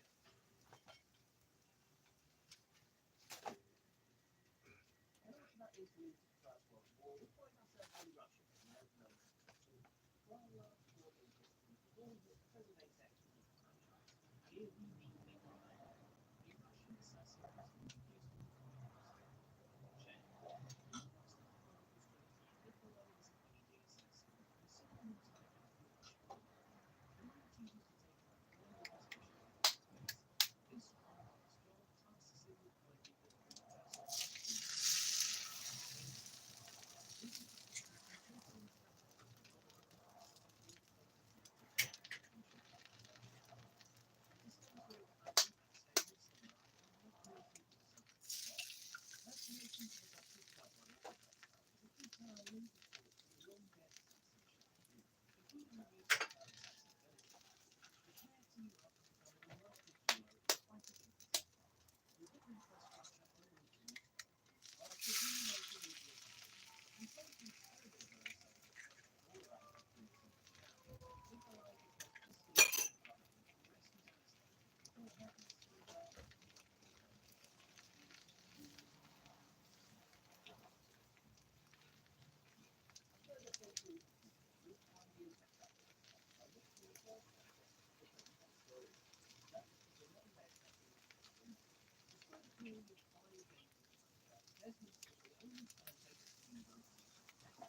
Again, a clever assassin who also appreciates possesses species of his name.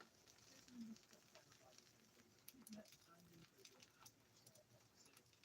But elsewhere on Observer, there's a very essential and present-day section to the assassination library. These being how the modern front of Templars, known as the Prince Machine.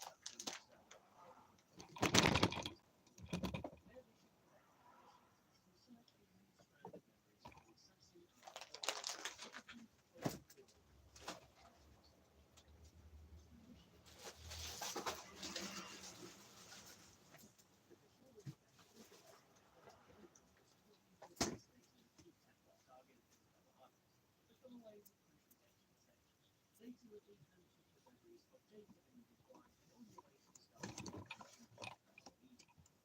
hightail it to the location only to encounter an external destruction and restore the Sassafras. The Templars get away with the Shroud Firm and secure back to the Sergo lab before reporting back to Junior. He's still actively working. Gosh, this must have been his first.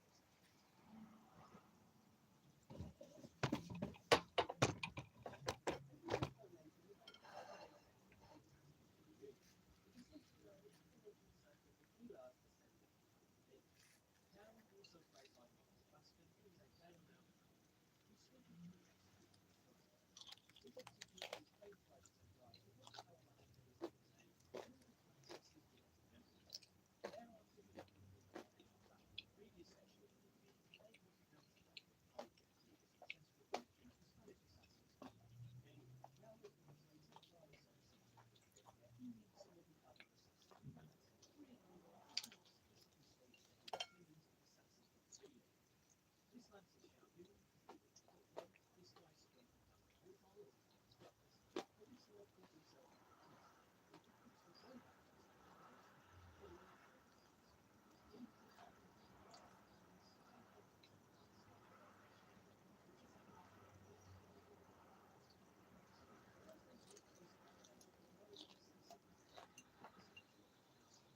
of one of the real heroes of the history who meets his own assassin. He tells him he embrace the assassin's dream.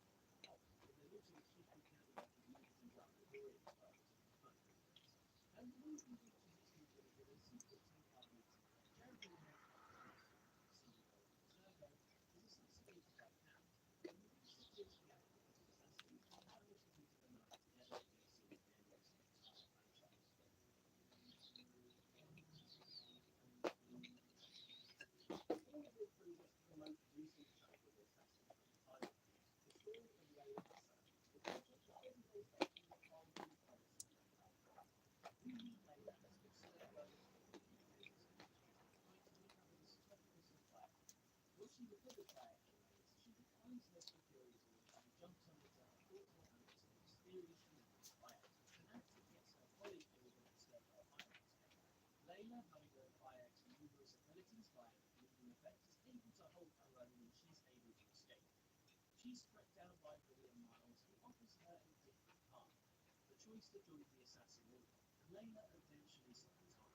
A year later, Layla is on her first assassin mission looking for the Star Attorneys. Operating out of a London base, Layla gets back in the Everest to without the memories of the evil day at December. Using DNA probation to another element of Layla, that of the spiritual place. Two soldiers between Layla and the Assassin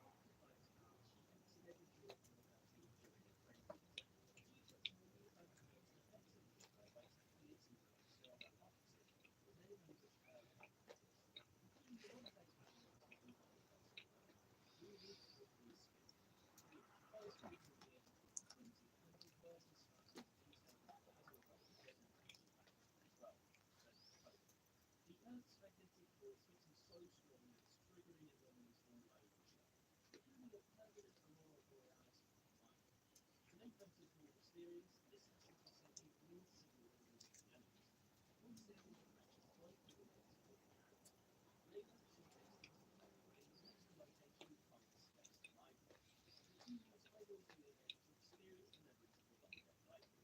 Inside those memories, Layla learns of an insect cycle in Norway that the people witnessing previous dictated. And what's the point of this? It gets interesting further. There, Layla enters the future circle, basically an ancient piece of supercomputer, and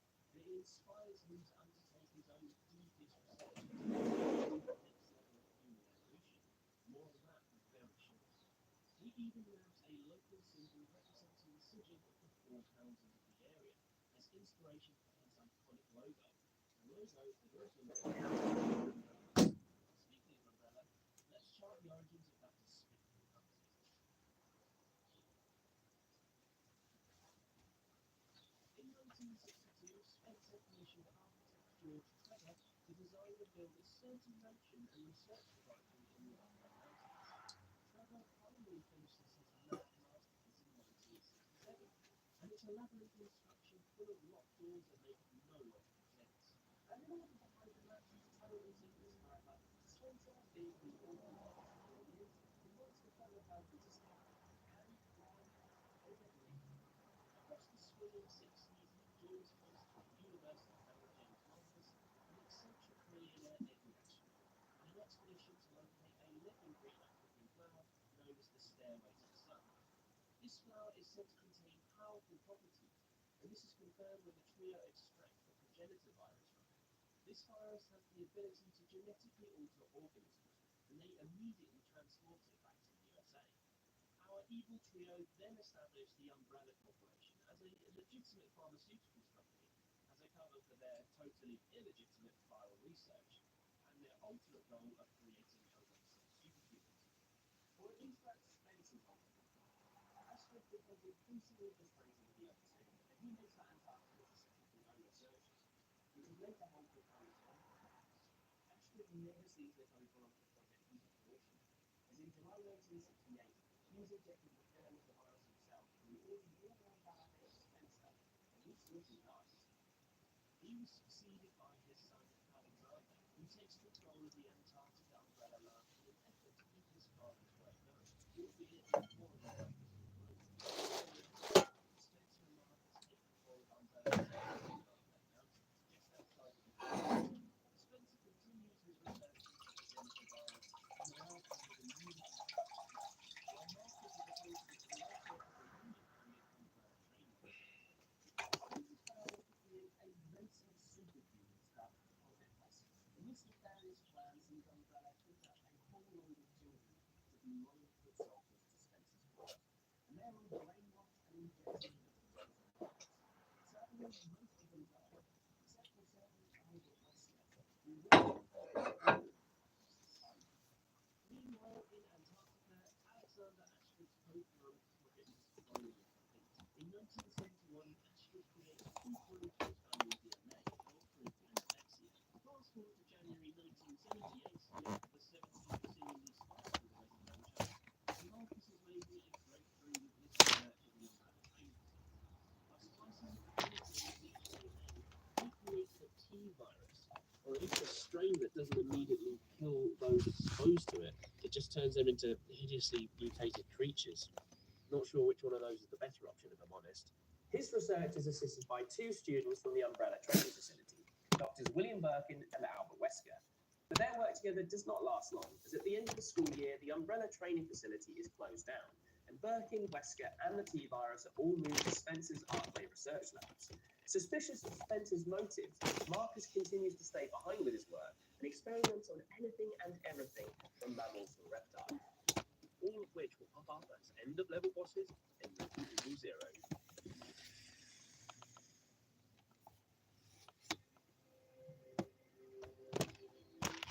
The early 1980s are not a good time for the Ashford family. Remember Alexia?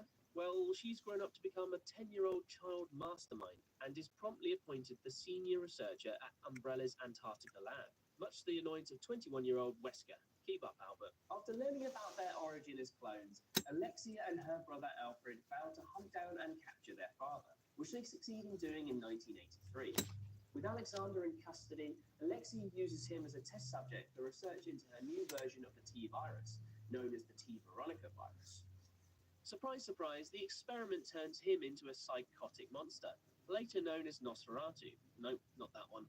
Taking the failed experiment on the chin, Alexia uses the data she obtained on her father to inject herself with the T. Veronica virus, while she peacefully sleeps the effects off in a cryogenic chamber for 15 years. Don't worry, we'll come back to this mad child prodigy later on.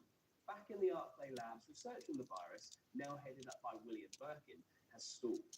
Umbrella has discovered that 10% of the population are naturally immune to the virus, and Birkin sets himself the morbid task of solving this unique problem. His answer comes in the form of a bioorganic weapon, or BOW for short, known as the Hunter, which is born through splicing reptilian and human DNA with the T-virus. Birkin's research and development continues across the 80s and culminates with the start of a little project known as the Tyrant.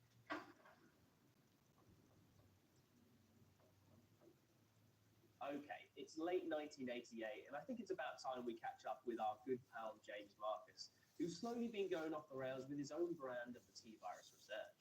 As an independent researcher, Marcus makes headway by continuing to experiment with leeches, and in some extreme cases, his own staff. And he eventually creates his magnum opus, the Queen Leech. His old mate Oswell Spencer is having none of this, though, and seeks to regain control of the T-virus research by assassinating Marcus and stealing his work. He sends in a team of Umbrella soldiers alongside Wesker and Birkin, and they shoot and kill Marcus before dumping his body and his precious Queen Leech at a nearby sewerage treatment. I wonder if they'll crop back up in this story. Spoilers, they do.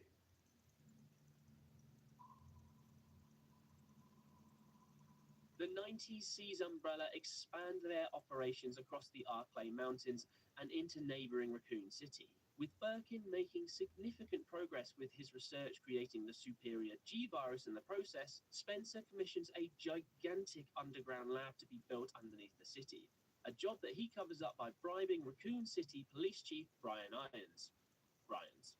Fast forward to 1996 and the Raccoon City Police Department instigate the inaugural special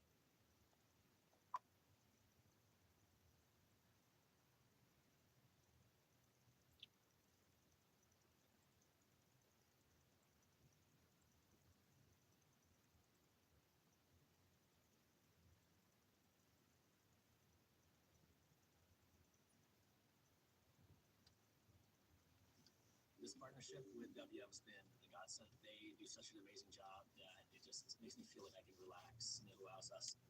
You want to get mad? Yeah. Let's get mad. Oh. The LA Fire Fund, you know, they had this big show, big fundraiser. They raised $100 million. Wait till you find out where the money went. James Lee did a thing about it on Instagram. Yeah, and there's been articles written about it where people are like, "Where's the money?" The way they distribute the money is so crazy. You're gonna read this and you're never gonna want to donate to charity again because you find out what charities are really, what a lot of these like non-profits are really about. The lady running the charity that got the money makes almost $1 million a year. BLM, She makes- Me Too, Yep. this. A bunch. Same lady? It's all No, but it's all, everyone's like, well, let me get a Same taste. fucking lady. She's killing it. Listen to this. I watched this done. I looked into it a little bit. We'll watch it, but what they say though is that within the first month they distributed half of that money. Hold on, before you press play on But this. I also don't trust Listen to this. this Hold on, shit. that guy with the fishing hat is not a reliable news source. This is my number one source of news. And then he's trying to blame the Annenberg Foundation. That is one of the richest fucking families in California. They're worth so much fucking money. What have they got money? I mean, It doesn't matter. It's like liberal ass Jamie. I'm just fucking sort of- Ohio State saying liberal how ass. about just play the video? How about play the video and let everybody figure it out for themselves? Let's platform this guy. Yeah, play it, liberal. Jesus. Sponsored might be one of the biggest scams in disaster fundraising history.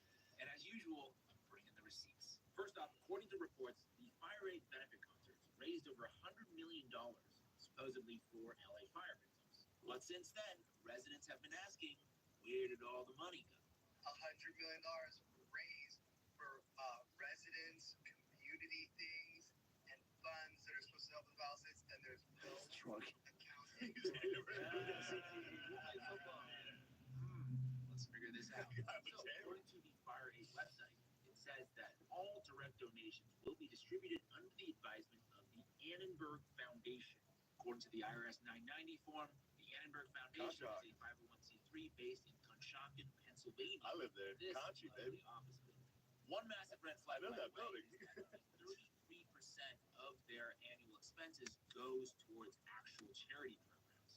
The rest goes to administrative costs like executive compensation. Look at the numbers; they treat you pretty good over there. Starting with top dog Cynthia Kennard, who's making $750,000 plus another 6 figures in bonuses. She which started is the fire. basically almost 7 figures just for one person there. Here is Cynthia, aka Cindy, hanging out with Gavin Newsom, Pretty hot. discussing, strategizing about Cindy. things like how to solve I would. This is one of those 6 years. Anyway, just to give you a point of comparison with another nonprofit, Doctors Without Borders, they spend almost 90% of their money on actual programs versus less than 1% on administrative costs.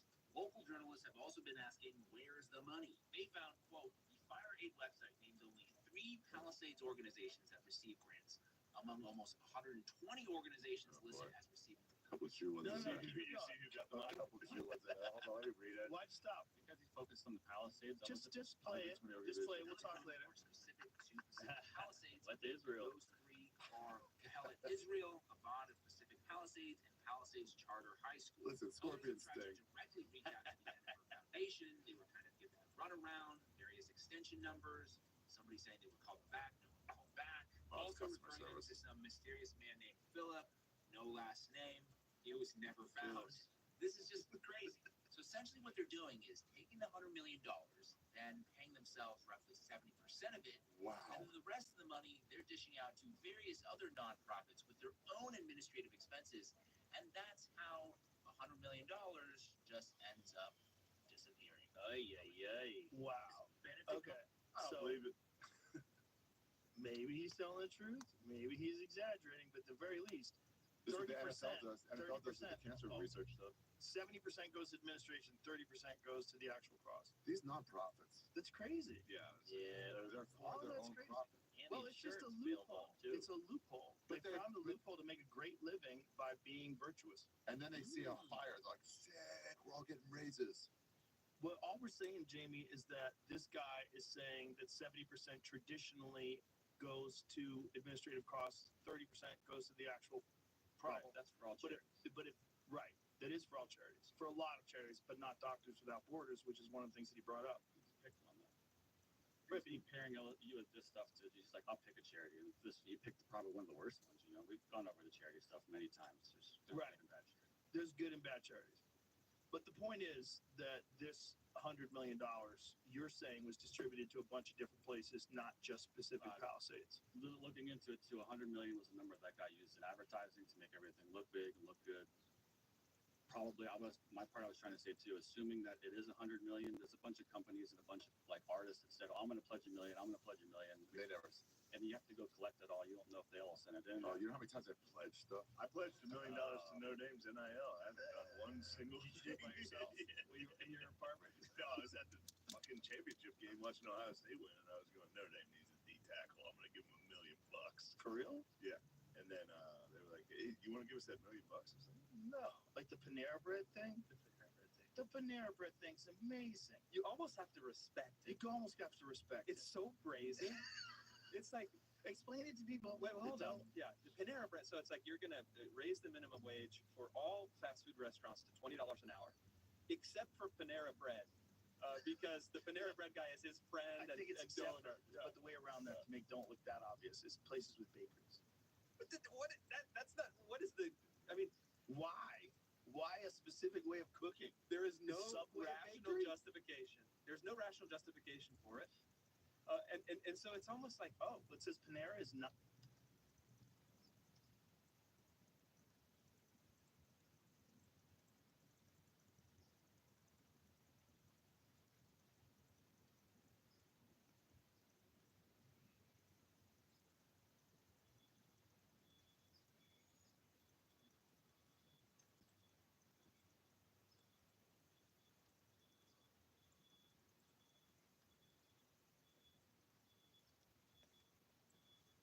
How it feels to chew 5-gum. Stimulate your senses. Booking.com has all kinds of stays because a city hotel is right for some. But not.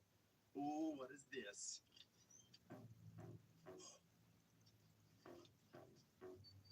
Yep. There it is. I just bought a new Helix. Why would I do that? So Line 6 is throwing a party tomorrow, and everyone's freaking out. Everybody is like, is this it? Is this the time where we finally get a Helix 2? And meanwhile, I just bought a brand new Helix LT. Why would I do that? Did I miss the memo?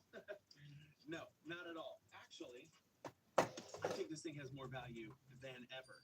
Let me tell you why. So there's been a lot of speculation, honestly, over the years of us getting a Helix 2. Why? Because, well, the Helix is 10 years old. The party tomorrow is to celebrate the 10-year anniversary of Helix. 10 years in technology. So, Line 6, 10th anniversary party, live stream, event taking place June 11th. What does this mean? Boy, we sure have been through a lot together. Me, old Grandpa Helix, one of the best pieces of gear in history for guitar players. 10 years. This year will mark 10 years since Helix came out. 10 years, it's been really setting the tone, pushing the limits, pushing others to try to beat it, and some would say that Helix has been designing every other modeler for the past 10 years.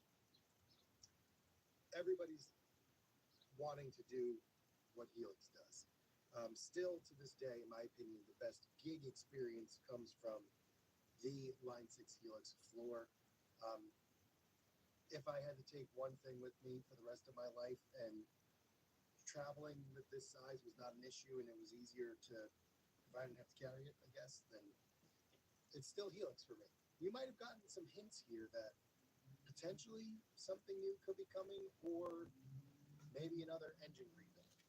So, according to Eric Klein, the chief product design and architect of the Helix, I asked him at NAMM about the need for a next-gen Helix product, and here's what he had to say. I mean, we do need a next-gen Helix product, but the engine itself is probably 18 months old. The engine in Helix, we've actually improved the engine over and over and over again within the exact same products, which is why For free.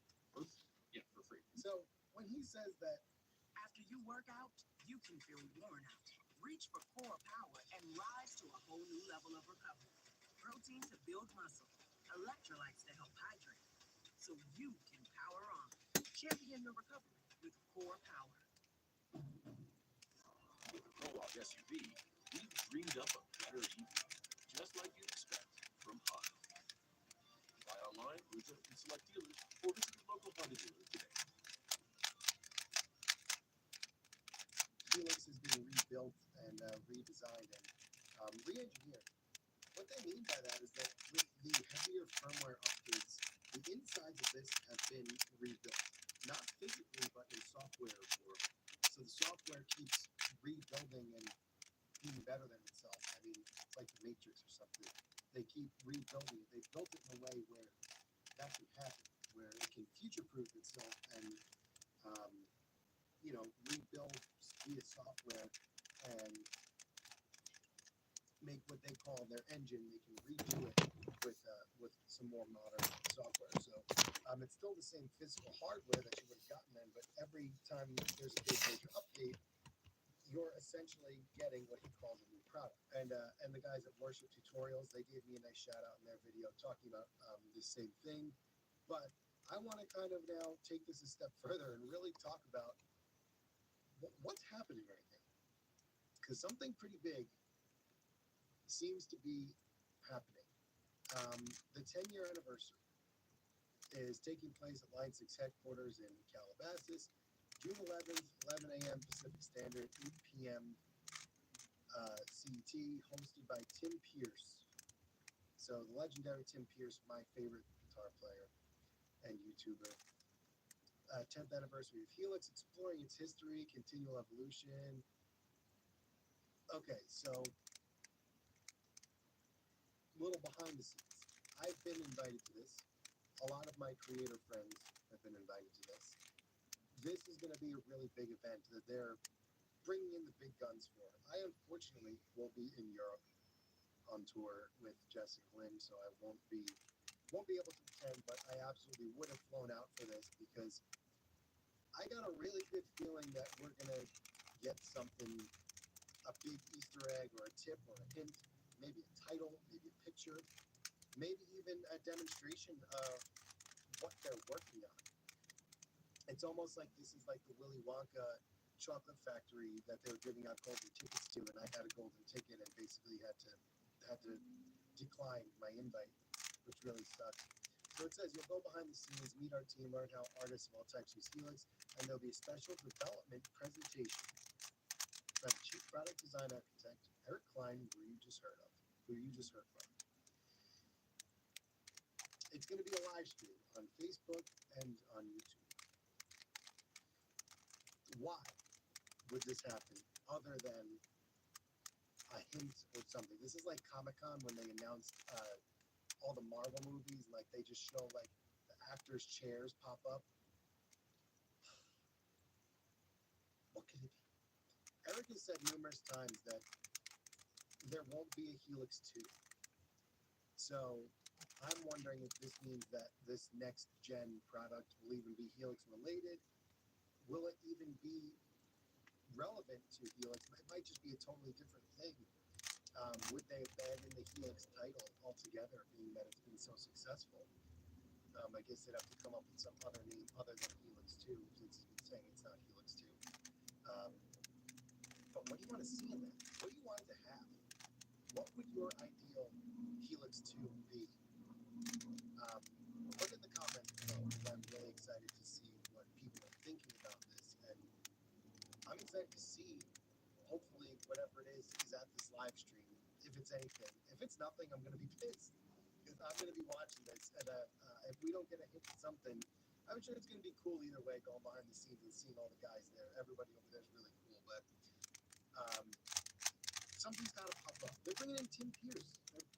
They're doing big things. All the creators are going to be there. This has got to be something great. But so things that I would like to see on a Helix 2. I would like Capture Tech, I guess. I mean, and I'm going to go to the comments here on this because there's a lot of interesting stuff here. Request touchscreen integration. That's a good one. I feel like it's got to be. But if they do touchscreen and they get rid of these encoders at the bottom are what separates Helix for me. That I love that these knobs are always accessible. So if you save it on your amp settings, you just have easy access to all of this. You could do your touch capacitance. If they get rid of touch capacitance and these rows, I might be out. But that's awesome for me. I love that about Helix. If they can combine that with the touchscreen, and they can just be like, oh, I can touch a block and then the parameters come up, something like that. That'd be really awesome. There's not much that would change about the Helix floor experience. I still love the Helix floor layout, how it's built. Obviously, maybe a little bit smaller and lighter would be cool. I'd like one maybe without an expression pedal. If it were up to me, I'd make one without an expression pedal. Penske is the trusted source for quality used trucks. You can count on Penske for an industry-leading buying experience. Our trucks.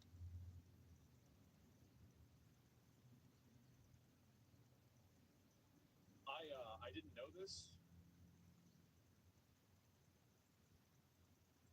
Plastic Dr. Core, go to bed. It's about to switch.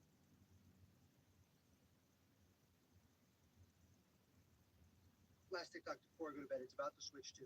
If you see anybody playing it and reviewing it in any kind of positive light, they're like, oh, you know, some of the stuff they're doing is kind of scummy. Kind of scummy? You don't own the console. You don't own the games. You have a license to play the games. You have a license to use the console. You don't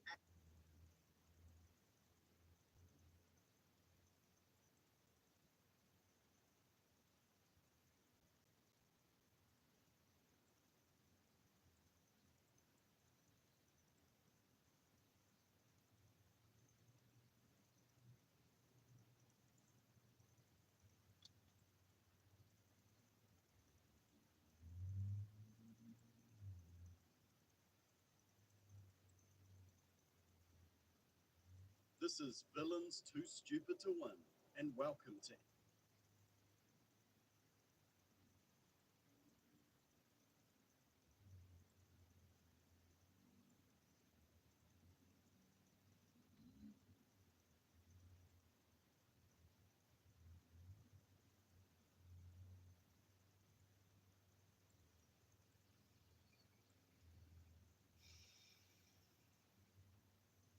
We all love good GTA.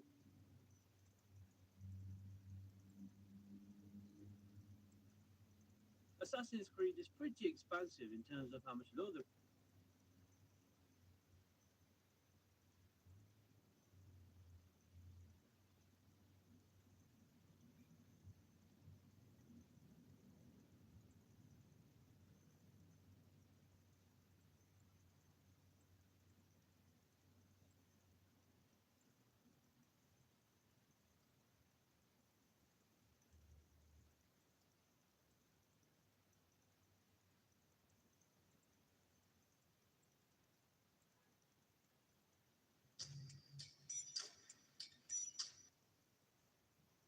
Bush Guide, cold and smooth survival skills. If you encounter one wolf, chances are there's a pack nearby. Fortunately, the same applies to beer. Yeah, baby. This sucks. Something in here? Did you lose that bread? Ruth has your beer. Don't shed a tear. Don't just jiggle my nothing jiggled your bell. Yes.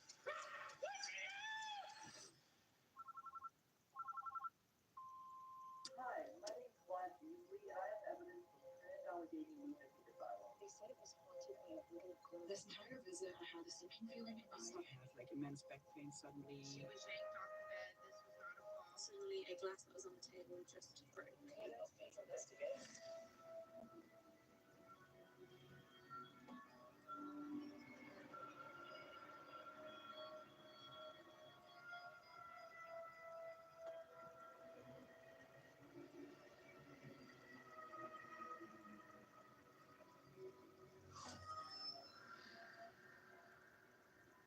Welcome to Ghost Files, where we take your evidence and our tools into the field to expose the supernatural.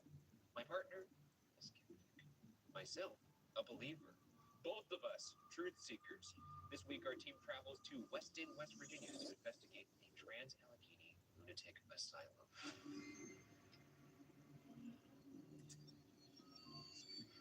This is big. Big ass building. That clock tower. That's bigger than some of the locations we've hunted. That entire clock. And the fact that this place was horribly overcrowded, they really must have had a lot of folks in here because, good lord. It's quite large. You know what's crazy is I'm so cold out here. But You're excited to get in there. Not quite. Me too, brother.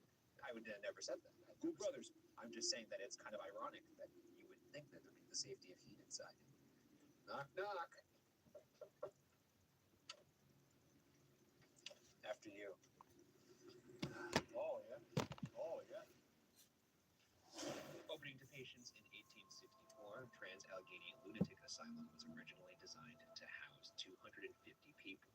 But by the 1950s, 2,400 patients were crammed inside its walls. An investigation into the asylum found it to be dirty and unkempt, leaving patients nude and, quote, confined to dirty wards with bathrooms smeared with feces. An estimated 400 to 500 people died on the property, but many agree that number is enormously underreported, with some claiming as many as 20,000 lives were lost within its confines. Today, it is a National Historic Landmark, which many consider, quote, the world's most haunted building. That's too many people to put in any building. That's true. Did you dorm when you were in college? Yeah, one friend. Was that too much for that friend? No. When Sarah and I moved into an apartment together, there was the first few years where like people would visit LA and we'd be like, let's crash on her, stay with us. Yeah. After like 2 years of that, we were like, can't be doing this anymore. Nobody can ever stay with us. It's untenable. And I'm not comparing myself to the people in this situation. Kind of sounded like you were comparing your apartment to a prison cell. That's what it sounded like, at least. I assume that these people went through a lot worse things than I did when I have a friend visiting LA. She went through a lot of worse things than I did living with my wife. With the facility spread over 666 acres, the property contains multiple buildings, including its own library, medical center, and graveyard. The centerpiece is the 4-story main building where the patients lived. We will begin our investigation in the forensics building, where ghosts of criminally insane patients supposedly wandered the halls. Then we'll explore every floor of the main building, culminating on the 4th floor, which encompasses the 2 terrifying wards. We've placed cameras and audio recorders in 2 of the most active parts of the building in hopes we catch evidence throughout the night. First, in Little Lily's room, where the spirit of a young girl born and raised within the asylum resides. Next, on the 4th floor, Ward R, where dark figures named creepers have been seen. To end the investigation, Shane and I will each be forced to explore the entire building one at a time, because there's no better place to be driven insane than here. Creepers, huh? I know, I knew you would like the creepers. You know, You're a big Minecraft guy. That's crazy. If I get enough evidence, I might explode. Oh, I see. Yeah. Wait, Not in a that scared way or like, Not like- oh, I did it. Oh. Our investigation begins in the forensics building, which housed 240 men in the criminally insane unit. Sealed with several locks on its entrance, it was designed as an escape-proof building, but within months of its opening, patients were already running free. If a patient was deemed uncontrollable, they would be sent to the seclusion cells. These rooms are said to have violent energies attached to them, but the ghost of a, quote, depraved multiple murderer stands apart from the rest. Could this be the phantom captured in this evidence from Vlad Beasley? Fun name. I like a Vlad.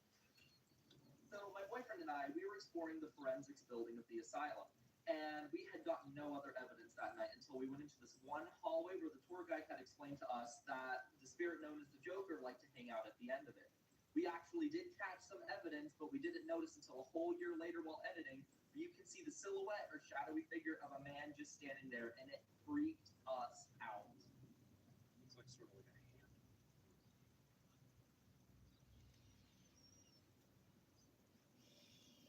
Oh, definitely a dark figure there. That looks like a creeper if I've ever seen one. If we were out there and we saw a human shape at the end of a hallway, that would be exciting. Would you run towards it? I would run toward it. That's good because I would not do that. I would stay. You wouldn't? I would You zoom. wouldn't try and I'd pinch zoom on my phone like this. Yeah. On my video, I'd be like, look at that. You'd get a pinch zoom of me being Decapitated. Like, holy shit. I would get the like shadow figure, and then I would hear. Yeah. Oh, this is yes. Okay. Yeah, baby. This sucks. This is what I've been looking for. Would it kill any of these folks for just a fresh coat of paint? We got a nice shirtless mannequin in here with impeccable pecs. All right, we'll stop. Big old. That's nice. Checking out the mannequins. Yeah. Oh, look at bedpan. These bedpans. These are dangerous. No, I guess these are just potential weapons. We got to go upstairs. Yeah, we do. Sorry, I just get excited looking at these kind You're looking at naked chests. Cool murals. Yep. Not quite sure what's going on here. I think that's just sort of women fighting or something. Oh, that's me right there. Pumping iron. Exactly in that outfit, too. This would be like at the end of our Shining. It actually does look like I have that exact outfit at home. I'll wear it in the next shoot. So this is apparently where Vlad caught that little phantom shadow man. We have our SLS here. The SLS cam uses a grid of infrared light to recognize human-like objects in front of it, even in complete darkness. Are there any folks over here that would like to talk to us? We're here to let you out. This is not cool. we're looking for Shadow Man or a bunch of violent people. You may have talked to our friend Vlad. Maybe you could talk to us. Or you could show yourself if you want to speak to us. We're just looking to find you. We can recreate what we saw. Anybody in this cell over here? No? I'll do that one. Maybe I'll set up a laser grid. The laser grid is used to help visualize anomalies or movement in a room. It works by projecting a grid of laser dots, which can help identify any visual disturbances or movement that passes through the laser. Okay, so I just set up a laser grid over towards the area where Vlad caught the shadow person. Hopefully, we're killing our lights. We kill my lights. Okay. My name's Ryan. I'm Shane. If anybody would like to come out here and talk with us, we're very open to it. I know the treatment here wasn't great. But this might make up for it. You can dance around in the lasers. That's correct. Yeah, why don't you go over there and just show Illuminate the laser field? Yeah, show these folks what we want them to do. Bask in the This is what sort of you can do here, is just sort of stand in the lasers. You see me? Yeah. But you as a ghost can do the same thing. Anybody here? It's really dark over here. I'm sensing so many ominous presences. Yeah, you're gonna be here alone. And with challenges, no less. Oh yeah. Hopefully you keep my family out of it. Let's take a look around somewhere else. You see this? What? I feel like I work at a movie theater. Oh yeah. Oh, two for bringing up baby. One ticket to the shit show. Yeah. Okay, let me take out the Ovilus here, actually. The Ovilus takes environmental readings that spirits are said to manipulate, such as temperature or electromagnetic fields, and converts them into corresponding words or phonetic sounds. 5 buckets in a row. First ever. This is the first time you've ever seen this? I highly doubt that. 2. 2 straight? Is there anybody here that actually wants to talk to us? I don't know if we're actually talking to anybody right now. Any intel on these buckets? 5 of them. Hey, what are these buckets? What's going on with these buckets? Are these just for leaks? Nothing in that one.